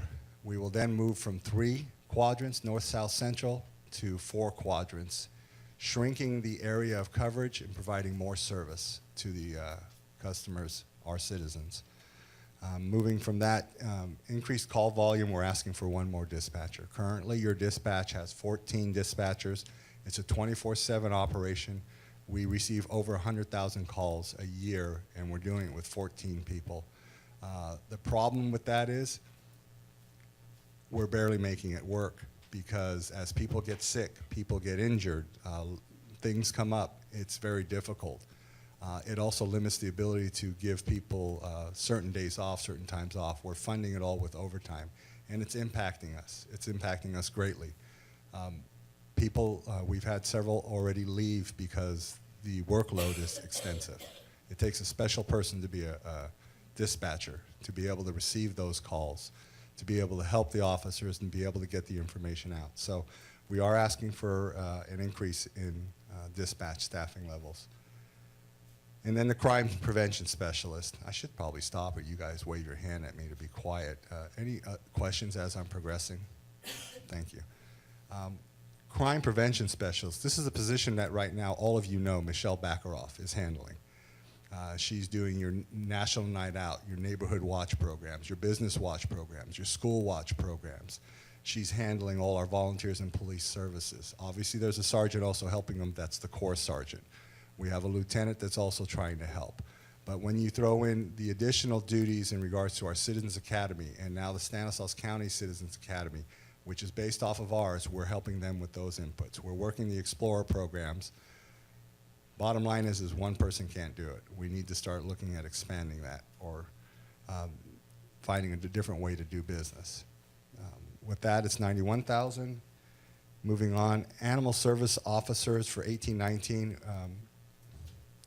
I think animal services speaks for themselves. They're doing so much with so little. That position, animal service officers, could be changed to an animal or a kennel attendant. It's either or of those two, depending on what's happening in 18-19. If we need more enforcement out there in regards to the animal, barking dog calls, licensing, et cetera, that keeps our bites down and keeps our citizens safe, we will do the animal service officer. However, if we continue to maintain that, the kennel out there, we will need a full-time kennel attendant. So it depends on where we're going with that, because currently, you know, with AB 109, we lost all of the available help from the individuals that were serving their time by working at the kennel for free. So with that, your growth for 18-19 is $994,700. I'm available for any questions. Yeah, on that last point, we talked a little bit ago about the facility out there at the Animal Services, and I just don't see that on here, so is there what's your thought on that? As far as the capacity and the equipment and just the future of the facility? That facility should have been addressed several years ago. I will tell you that, I think you know that, Mayor, our staff out there is outstanding. However, that facility has outgrown its capabilities. If you go out there and visit, you will see chunks of cement falling off.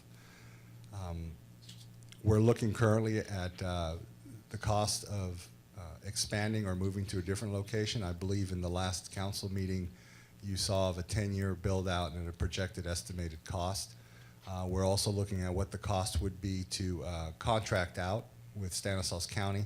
We would still have your services here in regards to enforcement, availability for licensing issues, but the housing and the pickup of the animals would be out at Stanislaus County. We would transport them out there. The problem with that is that it does impact our community. Our community enjoys going out to their own animal services. They enjoy having the interaction. We won't have control over that. So there's ways that we're looking at to reduce cost, and there's ways that we're looking at to avoid having a huge cost. It all depends on not my vision, but what the council would like me to do, or the ways you would like us to go. I'd be more than happy to look at anything else. Yeah. Hopefully Yeah, and that so answered what I'm getting to is because going back to what the city manager is talking about is revisiting this in September. I would like you to give some thought between now and then, and I'll give you a little guidance. And I'm just one person up here, but you're right. I think as a community, we want to keep that in-house. We want to keep that here. I think our staff out there do a very unique and specific and hands-on job with getting these animals placed, and they're part of our community just as much as anybody else, these animals, and so we don't want to kind of cede that to anyone else or any other entity. At the same time, that facility they're doing really good work out there, but the facility needs to be addressed. And so yeah, if that's something we could bring forward, I don't think I'd be prepared at this budget, but I think maybe in 6 months to talk about that if you had some brainstorming.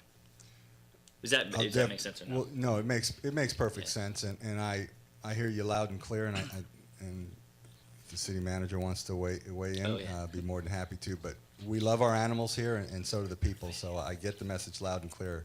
We do an outstanding service. Mayor, we will certainly continue brainstorming. You heard some of the brainstorming that's been done to this point. The facility is on your 25-year capital improvement project list that I think has some 90 projects on it. And at any time you can fund that, but at this point would be 100% funded by probably a mixture of 90% general fund and maybe 10 or 20% in community facility fees if we expanded what we currently have. I will tell you that I was recently involved in designing and building an animal shelter, and we a little 4,200 square foot animal shelter, $5.2 million. Absolutely. I think absolutely in that I was Googling before. I don't ask a question before I do a little research, and I know how expensive it is. And at the same time, it's kind of what we talked about with the recreation facilities study and coming with kind of that high end and just giving us a wide range of options. And maybe that is keeping the same footprint, keeping the same facility, but seeing how we can better utilize that space, maybe reconfiguring it. Again, I don't want to throw out something because, again, that's expensive too. But I just think it's something that we should kind of pull out from the 90-plus projects and really highlight and have some sort of path for the next year or so, what we're going to do. One of the things we can focus on, Mayor, is a public-private partnership of really beginning to explore, a nonprofit that wants to partner with us to start raising public donations and start looking at our community facilities fees to see how much we've collected and some other unique things. So we'll put together a work group that includes animal services, the chief, as well as our community services director and other department heads as well. Got it. Good. Thanks. Any questions on the other stuff for Chief? Thank you for the question, Mr. Mayor and Mr. City Manager. I apologize for putting you on the spot like that, but I knew you had experience with the new facility you built or had a hand in building. My only, I love the animals, but the only thing I can build is a small doghouse. So I'm trying to learn. I'm trying to learn, and but I get it. And when you see the state regulations on building an animal shelter, Oh, I bet. stand by. I bet. I'm available for any questions that you may have. No, thank you so much, Chief. Sorry for the long one. No, you're good.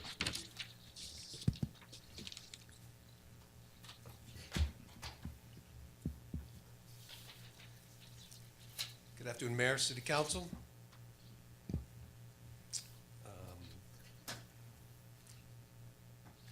I would like to start with the 3 firefighters. Implementation, Phase 1 for truck ladder staffing.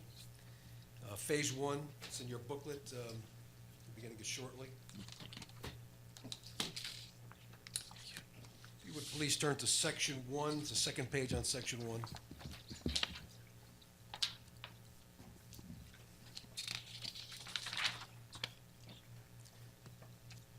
Section 1, second page.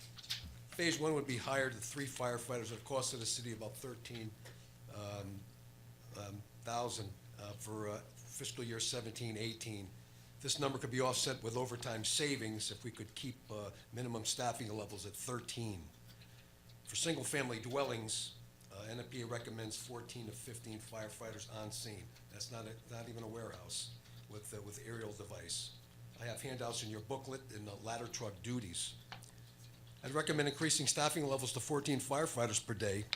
We would still realize some overtime savings at the firefighter level, so the total new budget cost would be around $280,000. If our minimum staff use would increase by 1 to 14, I would recommend adding the additional firefighter to our squad, Squad 32. Phase 2, adding 3 firefighters in Phase 1, then 3 firefighters in Phase 2, for a total of 6 new firefighters. We can then put the ladder truck in service. We would need 6 total to put that ladder truck in service. The reason that's so important, if I could just speak a moment, if there was a fire in front of us now, and that fire would burn, the toxic gases and smoke would go vertical. Once it hit vertical, then it'll go horizontal. It would eventually burn till 21% oxygen in this room right now would be reduced to 11 and 12%. Once it got 11 and 12%, that fire would burn down to nothing. We would know there's a fire in this room. The windows would be dark. So what's it waiting for? It's waiting for the homeowner. It's waiting for a firefighter to open up that door to give it 21% oxygen. When 20% oxygen is introduced in this room and people are sleeping, time is critical. We open up that door, introduce a 20% oxygen, we have a backdraft. We need a way to get to above the fire to ventilate the room. We can't be on the same level as the fire to do it. It's not safe. And I would just say under the mayor and city council policy goals and implementation plan, 2015-19, goal 3, public safety, general principles. Public safety is a core mission for every department and every city employee. Public safety provides the safety of our citizens and preserves our community and culture. Staffing levels in police and fire departments are critical to effectively accomplish the public safety mission. Action item 1, maintain and/or enhance staffing levels. And I have some documentation. Please feel to read it at your leisure. Be happy to answer any questions on hiring 3 firefighters. No questions. We'll move on to overtime standard. Overtime standard. Turlock Fire operates at a current daily minimum staffing level of 13 firefighters through your direction. To accomplish this, the fire department employees a total of 45 budgeted line positions, as broken down as 3 battalion chiefs, 1 per shift, 15 captains, 5 per shift, 15 engineers, 5 per shift, and 12 firefighters per shift. The department covers the reduced number of firefighters with overtime as it results in a cost saving to the city. Each of the past 4 years, the fire department's overtime standard line has exceeded $550,000. Fiscal year 13-14, $556,000, 15, 574,000 and change, 16, 565,000 and change. This year, currently, right now, as we speak, we're currently at $500,000. We will track about the same number. We're always low. Request an additional $50,000 to maintain current staffing levels. What contributes to this cost? They are one firefighter less per shift. We need one more firefighter. Overtime is less than the cost of hiring. We have vacation, holiday, comp. Time utilized by employees is covered by overtime. Workers' comp injuries, vacancies, salary savings offset this cost. Maintain minimal staffing levels supported by City Council with benefits to cost about $5,200. I'll be answering any questions on that part. Overtime training. Is the overtime for our firefighters to take courses and the overtime backfill for their coverage while they are taking the course. Our firefighters to teach the other two shifts, our own firefighters teaching other shifts. It does not pay tuition. Training General pays that, and only covers building. And we have the training grounds is being worked on as we speak. We have wildland training courses, hazmat training, RS-1 Rescue Systems Low Angle, Mayor and City Council's Policy Goals and Implementation Plan. Policy Goal number 1, effective leadership. Action item 2, develop our employees so they can be prepared. Overtime Firefighter Academy. We currently have 3 budgeted firefighter vacancies. We anticipate an entry-level test sometime this year. Once the list is established, each new firefighter must complete a 6-week academy taught by our own certified in-house instructors. We do everything possible to ensure our instructors are not assigned to an apparatus when they are scheduled to instruct a class.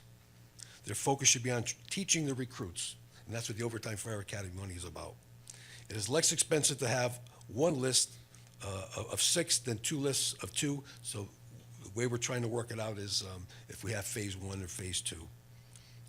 This is under Mayor and City Council Public Policy Goals and Implementation. Policy Goal number 1, effective leadership. Action item 2, develop our employees so they can be prepared. Fire station maintenance. This is a new line created for repair costs associated with maintaining 4 stations. In previous years, costs associated with these repairs have been charged to outside contract labor, which is primarily used for engine repair and maintenance cost. The City Manager and Finance Department have suggested utilizing this new line for station repair to better track expenses. Items charged at this line would be bay door maintenance and repairs, water heater repairs, minor roof and carpet repairs, and we have repaired all of those already this year. Mayor and City Council Policy Goals and Implementation Plan.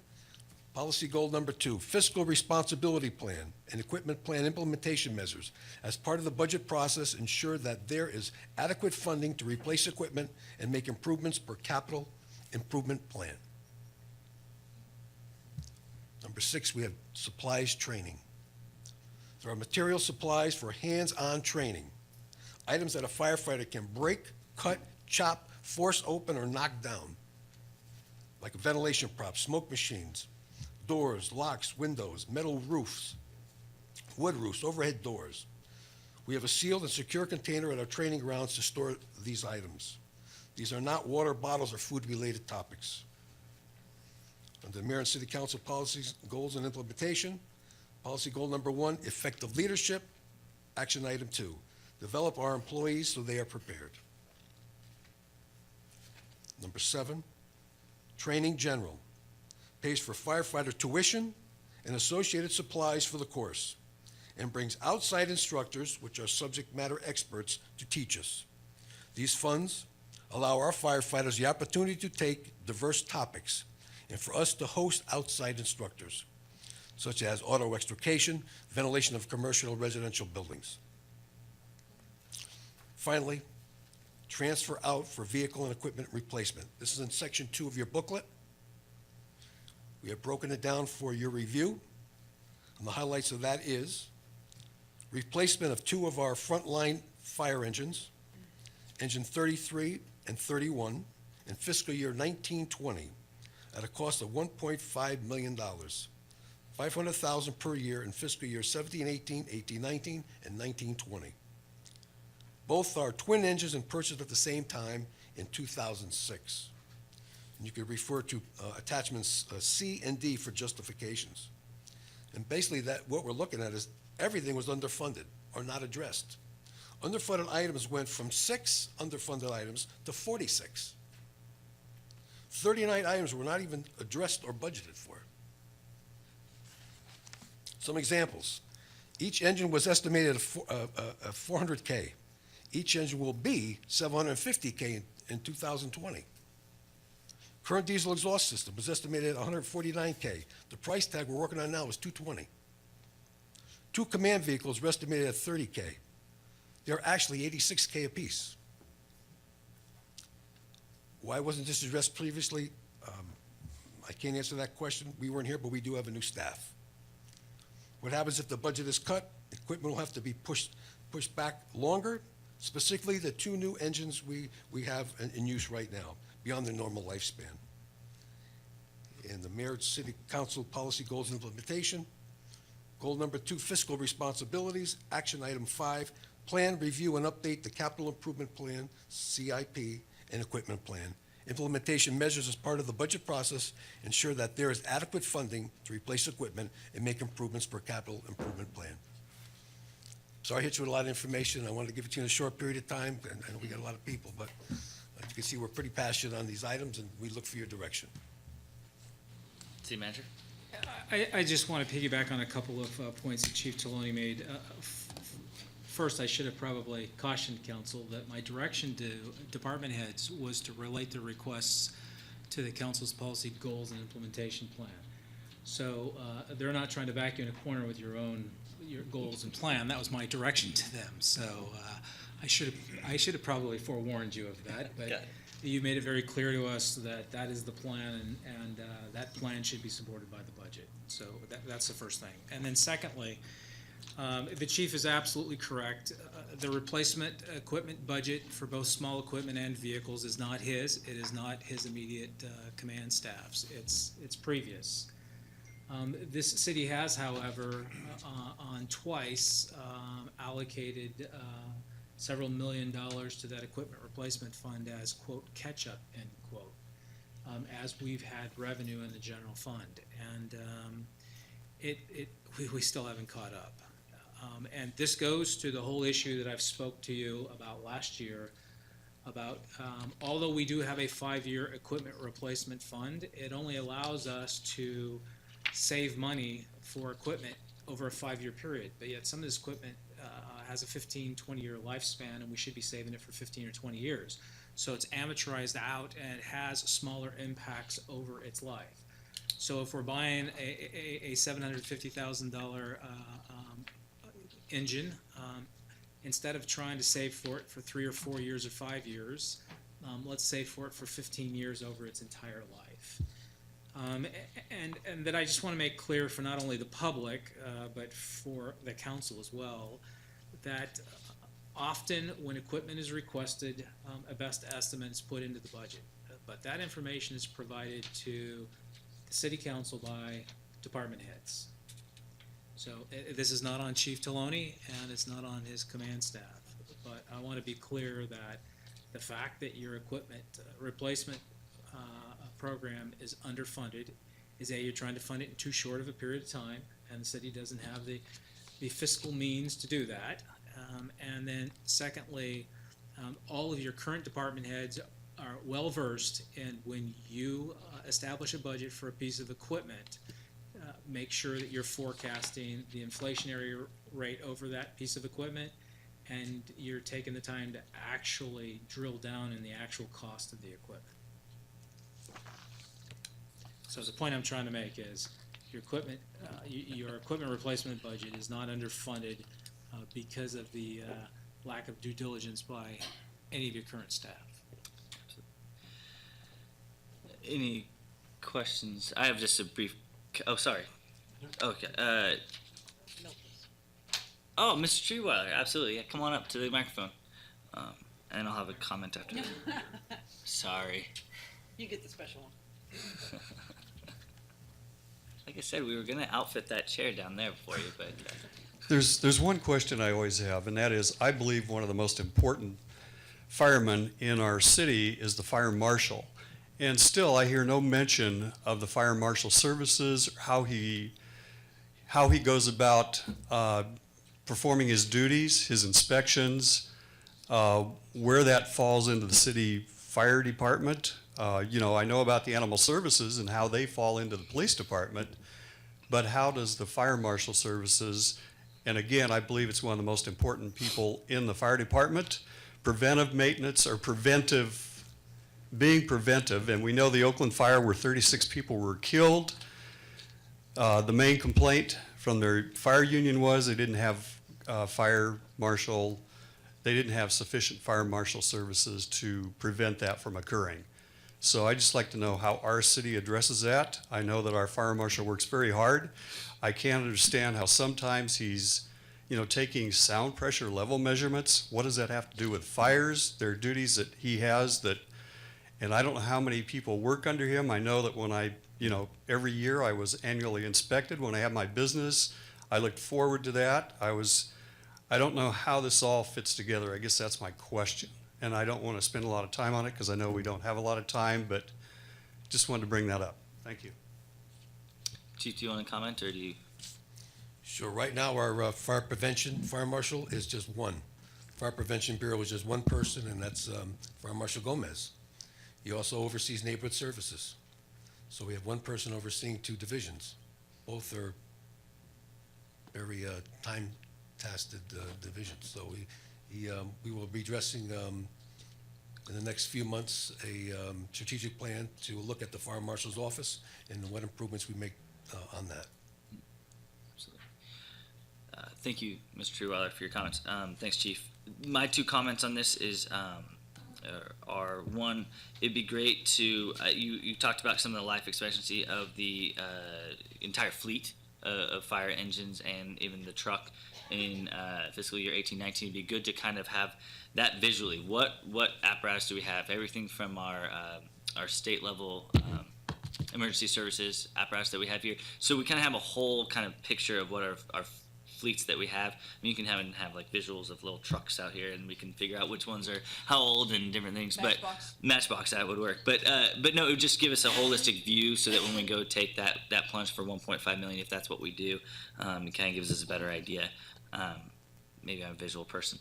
And then secondly, I appreciate the putting forward these phases for the staffing of the ladder truck. Is something that I outlined in the state of the city that I think we should do within 6 months. It's not lost on me that that's September 22nd.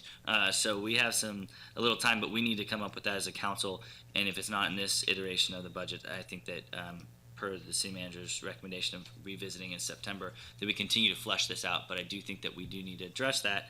And additionally, you guys brought it up in your in this section too, that the actual age of the truck once we do staff it and where we go from there. I don't want to start counting chickens before they hatch, but if we are able to be successful in coming up with a formula to staff that, what we will do with that truck and the lifespan of that truck. So it's just the responsible thing to do, and I want us to take the time to really think that out as a council. So those are just my two comments. Thank you, Mayor. Vice Mayor.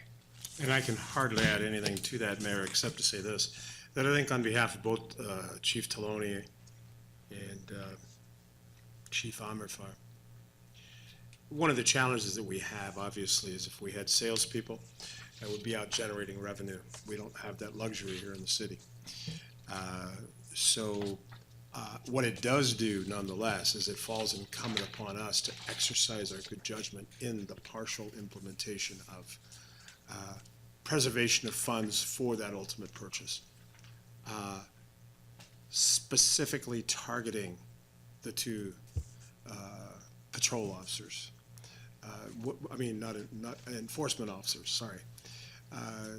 We're dealing with some realities here in the middle of the city where traffic safety, pedestrian safety, those are issues that we're going to have to start dealing with, and we are. But how do we in logical form or logical formulations, provide for those things. We got to start somewhere. It's kind of like amortizing for, equipment replacement. We're doing that. But whether we need to accelerate that or whatever, we just need to make real certain that, that those are preserved specifically for that purpose, because they're not generally applicable to anything else. And I think that that's, thank you for pointing it out. But we do, I think as a council, this is one of our biggest commitments to our community. So thank you.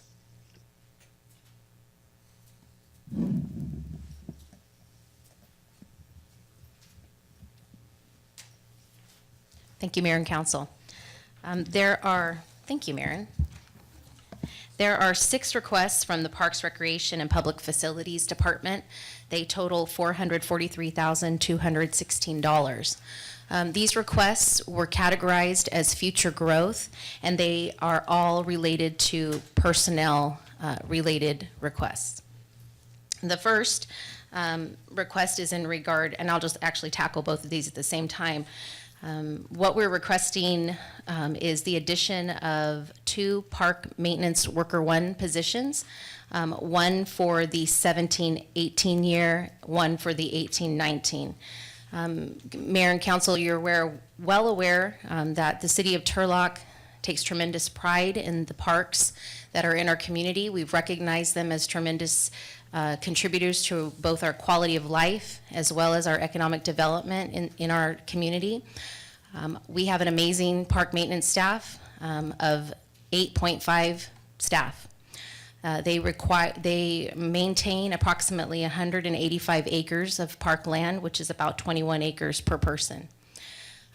Given our current resources and the recent challenges with the drought and the challenges that has presented, we've been working hard to keep up.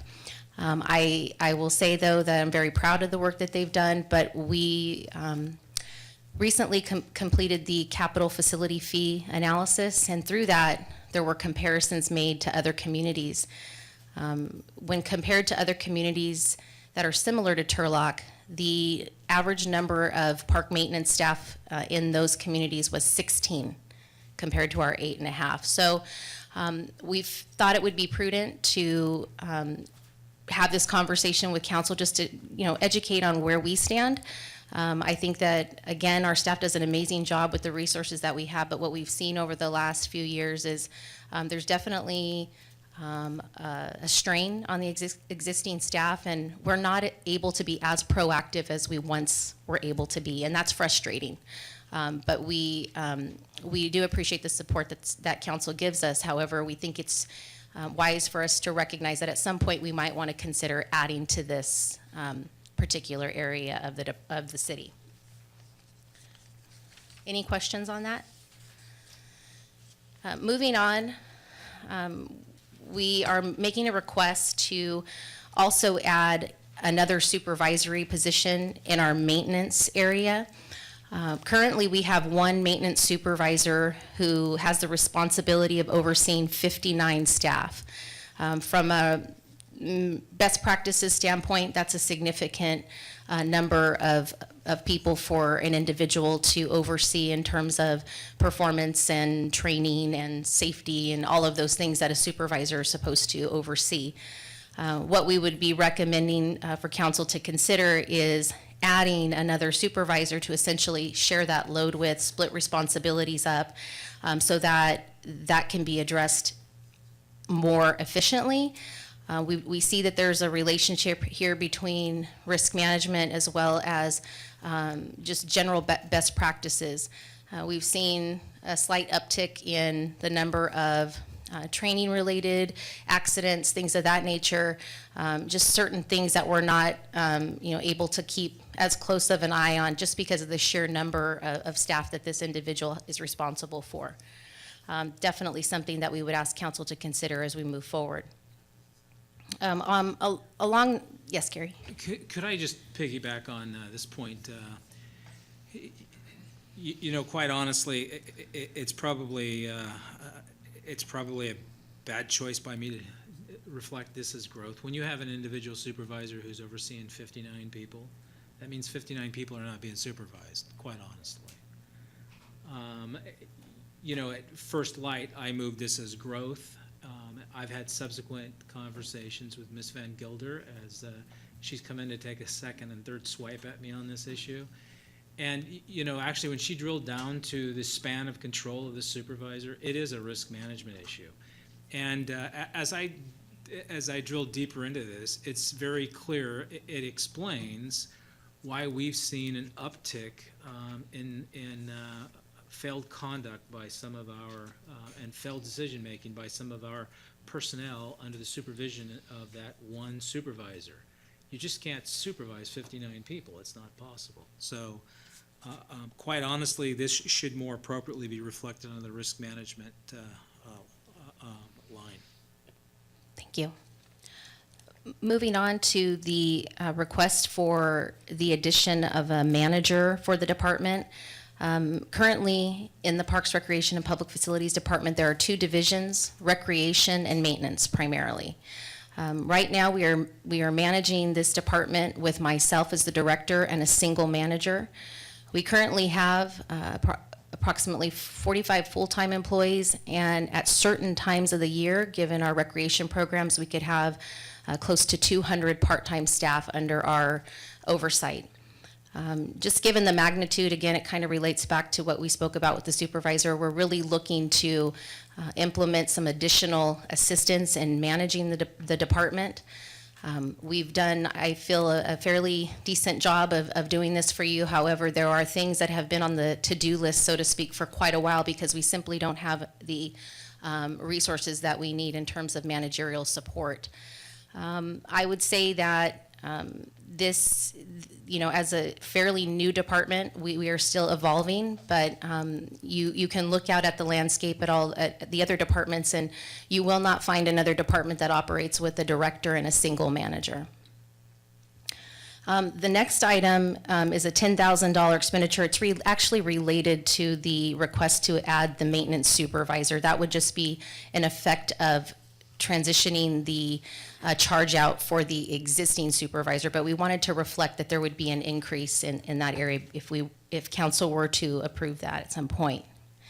And then finally, what I would say is we've had this conversation in the past about the potential for taking what we currently know as the part-time event assistant position and transitioning that into a full-time position. You'll notice I've expanded the role and responsibility for that position, so it would not only focus on events, but also enhance some of the existing recreation duties, and that would, I think, round out that position a little more fully and provide some succession planning for us in the long run.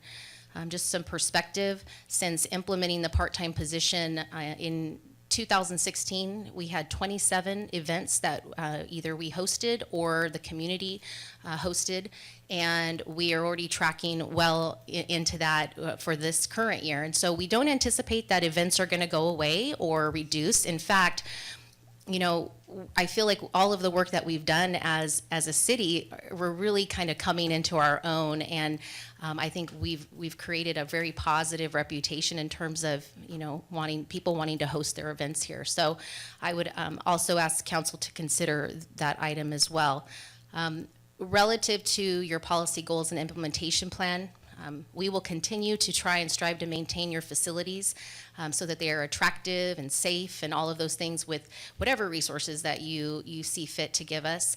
And then I think the other goal that these requests touch on is the effective leadership. And really what we're talking about is giving our departments and our employees the tools that they need to be successful and preparing them for their future advancement in the organization. And with that, I'd be happy to answer any questions that you might have. I have a question. On this last part, making the community services coordinator into a full-time, do you think that would enable her to expand, perhaps, working with volunteers and working with students from the college, and basically become a force multiplier? Because right now, 21 events at part-time, with 20 hours a week, the workload is maxed out, right? But then having her full-time, having her here, would that allow her to look at other opportunities to actually get more manpower in non-monetary ways, if you're tracking what I'm saying. I think it definitely opens the possibility up to grow that position. I Right. think when the position was established, it was kind of a test in a way to Mm-hmm. really kind of see what we could do with this person. And as you know, I know for our special event committee, it's been a tremendous benefit to have a single point of contact that everybody works through. It's been a benefit to our customer. They don't have to talk to, 4 different departments in order to get their event through the process. I would imagine additional time available for that person to expand those programs. I mean, I would agree that there's a lot that we could do. One of the areas that we continue to try and enhance is our relationship with our hoteliers. That's something that we really want to be able to invest time in, but we simply are limited in terms of her current workload. Which leads me to another question then, as far as funding sources, and it coming from TOT, the ability to have that be funded from the TOT account, and especially if it was a little bit heavier on the being a liaison with our hoteliers. I mean, I don't know. Maybe, and Mayor, you might weigh into this, or city manager. You get where we're going with this? So, Yeah. absolutely, Mayor, and there's a direct nexus between this position and our community events, which put heads in beds in our hotels and motels, and it generates more TOT. And we know that our TOT continues to grow. We're not able to specifically tell you why. I think we all collectively understand that it's the university and their events. It's the fairgrounds and their 34 events out of 52 weeks, 34 weekends out of 52 weekends, and our competitive sports programs through our own city recreation department. So it is not a reach whatsoever to believe that by moving this person to full-time and engaging in that more will generate more revenue, therefore TOT, therefore paying for itself. TOT is a revenue into your general fund. And so any allocation of money to develop this position into full-time is a TOT allocation. But keep in mind that it could very well pay for itself. It's a little bit of a conflict, quite frankly. We don't have the studies completed yet, and we have those out with the consultants to really see if we can make that nexus. But the question is, by moving this person to full-time, can we bump TOT from the 1.2 to 1.4 up to the 1.6 to 2 million? We don't know. And, would a $40,000 or $50,000 allocation generate several $100,000 in revenue? We don't know. And that's what we're hoping to get from the 3 studies that you have out. Okay. Yep. Any questions? Yeah. Anybody? Thank you. Perfect. Thank you.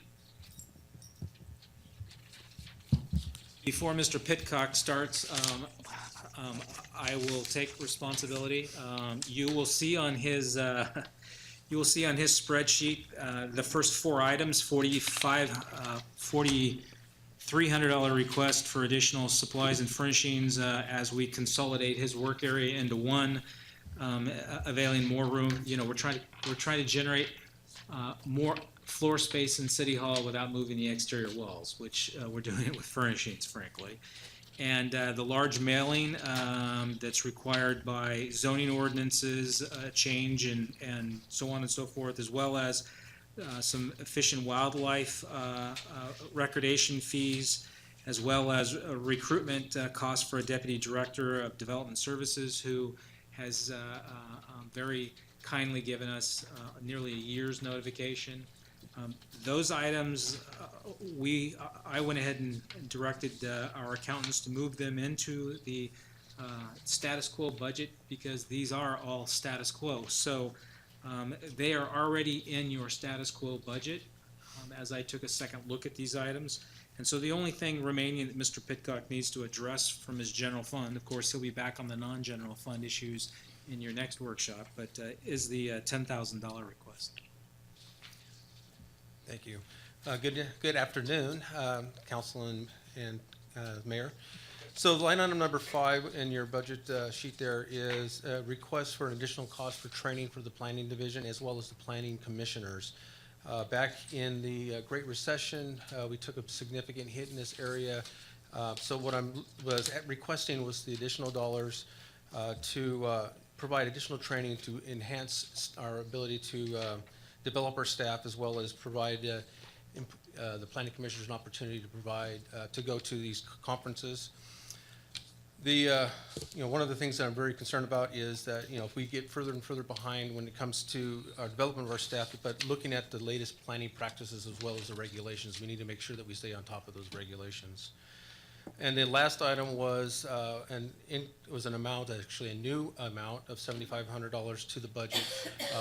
About 10 years ago, we had completed a department strategic plan, and I wanted to take the opportunity to try to align that with policy goals and implementation. This was, the $7,500 was going to be planning's portion of that cost. We were looking to also add $7,500 from engineering, building, and transit. So those were the two items in my area that I'd be happy to answer any questions you have.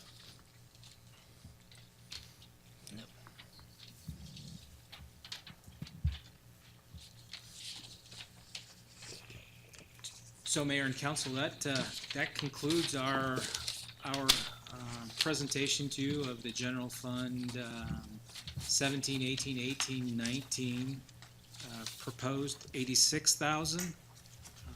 I've made an earlier recommendation, I'll reiterate that recommendation, that you adopt that budget, or you direct staff to bring that back to you for adoption at a later time. However, this would be the appropriate time for you to give different direction, to either add additional items to the proposed budget or subtract items from the proposed budget, and we're certainly willing to take that direction. If there is no desire to change what's before you, it will come back to you at the first meeting in June for formal adoption. And in between now and then, you also have scheduled your non-general fund budget workshop. If you want changes to this document, we're scheduled to bring it back to you for a second workshop at 5 p.m. on the 16th. And tonight, or this afternoon, maybe it is tonight already, this afternoon, we're looking for direction. There's no formal action required by council. So, by the June timeframe, there won't be any forecasting that you can, prove that you were correct with, or it's just gonna still be just a forecasting as far as our, revenue, sales tax, things of those natures, right? We won't be getting anything in?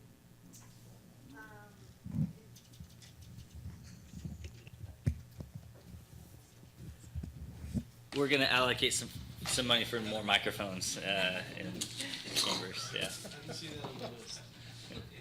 By the first meeting in June, I won't have the final numbers for sales tax for the first quarter of this year. They come at the end of the month. I may have more information on property tax. Usually the assessment or the notice from the assessor's office comes out around the 1st of July. Sometimes we get that information a little bit earlier. I do have phone calls in that have not provided me any information yet, so there is the possibility I will get it, but I can't promise it at this point. And just to clarify, we would bring this budget back to you the first meeting in June, which leaves us for any final changes. Let's say we had included in your status quo budget any final changes to the revenue or expenditures that we weren't aware of. We could come back a second meeting in June and make any further adjustments that you want. So my overall, any other questions or guidance? I mean, I know this is just a lot to take in. My overall is that I don't want to pretend to be the subject matter expert of your areas by any stretch, and I appreciate you guys outlining your requests and being forthright with those requests. There are some requests that I think we can swallow. We can take on this budget, and then there's some that I don't think we can at this time. I am cognizant that we will be reviewing this again in September. But I just ask my fellow council members, and I'm going to do this as well, is to get with you all personally, to call you and kind of hear a little bit more about the justification why you think we should go down the road of expending, something for a conference or an employee awards program or not, right? So for me, it doesn't look like, when I look at these numbers, and these have been really helpful, City Manager, I really appreciate them.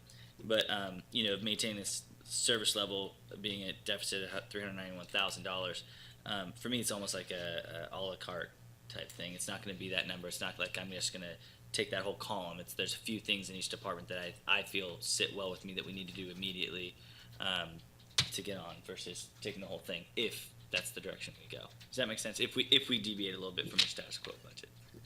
Is that making sense? So anyways, I encourage everyone just to get with the directors again and talk a little bit more, because you guys only have 30 seconds per item pretty much, and so it's not really sufficient. Yeah. So if you're going to have individual conversations with department directors, you will need to report.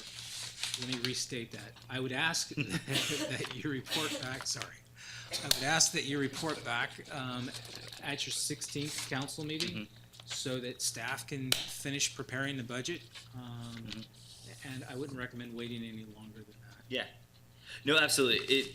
The example, like I said, I'm just pulling one, right? That's the annual, well, it's yours. So, we have a question for you. The annual employee awards program, and just having more fidelity as to exactly why you would want to go with this item, or moving down the road of the, a full-time dispatcher, and just understanding a little bit more of the ins and outs of it. That's all I'm kind of getting at.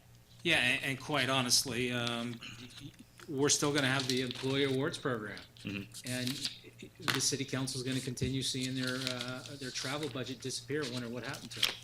Yeah, exactly. Nice. Yeah. Nice that it already did. All right. Are there any additional comments or questions from the audience or from the directors for today? All right. Thank you so much. This has been a really good budget workshop. I appreciate it. We will be coming back together to discuss this again. So with that, do I have a motion to adjourn? So moved. That's right. All right. We have a motion by Councilmember Bublock, second by Vice Mayor DeHart. All those in favor say aye. Aye. We are adjourned. I do it twice just for dramatic.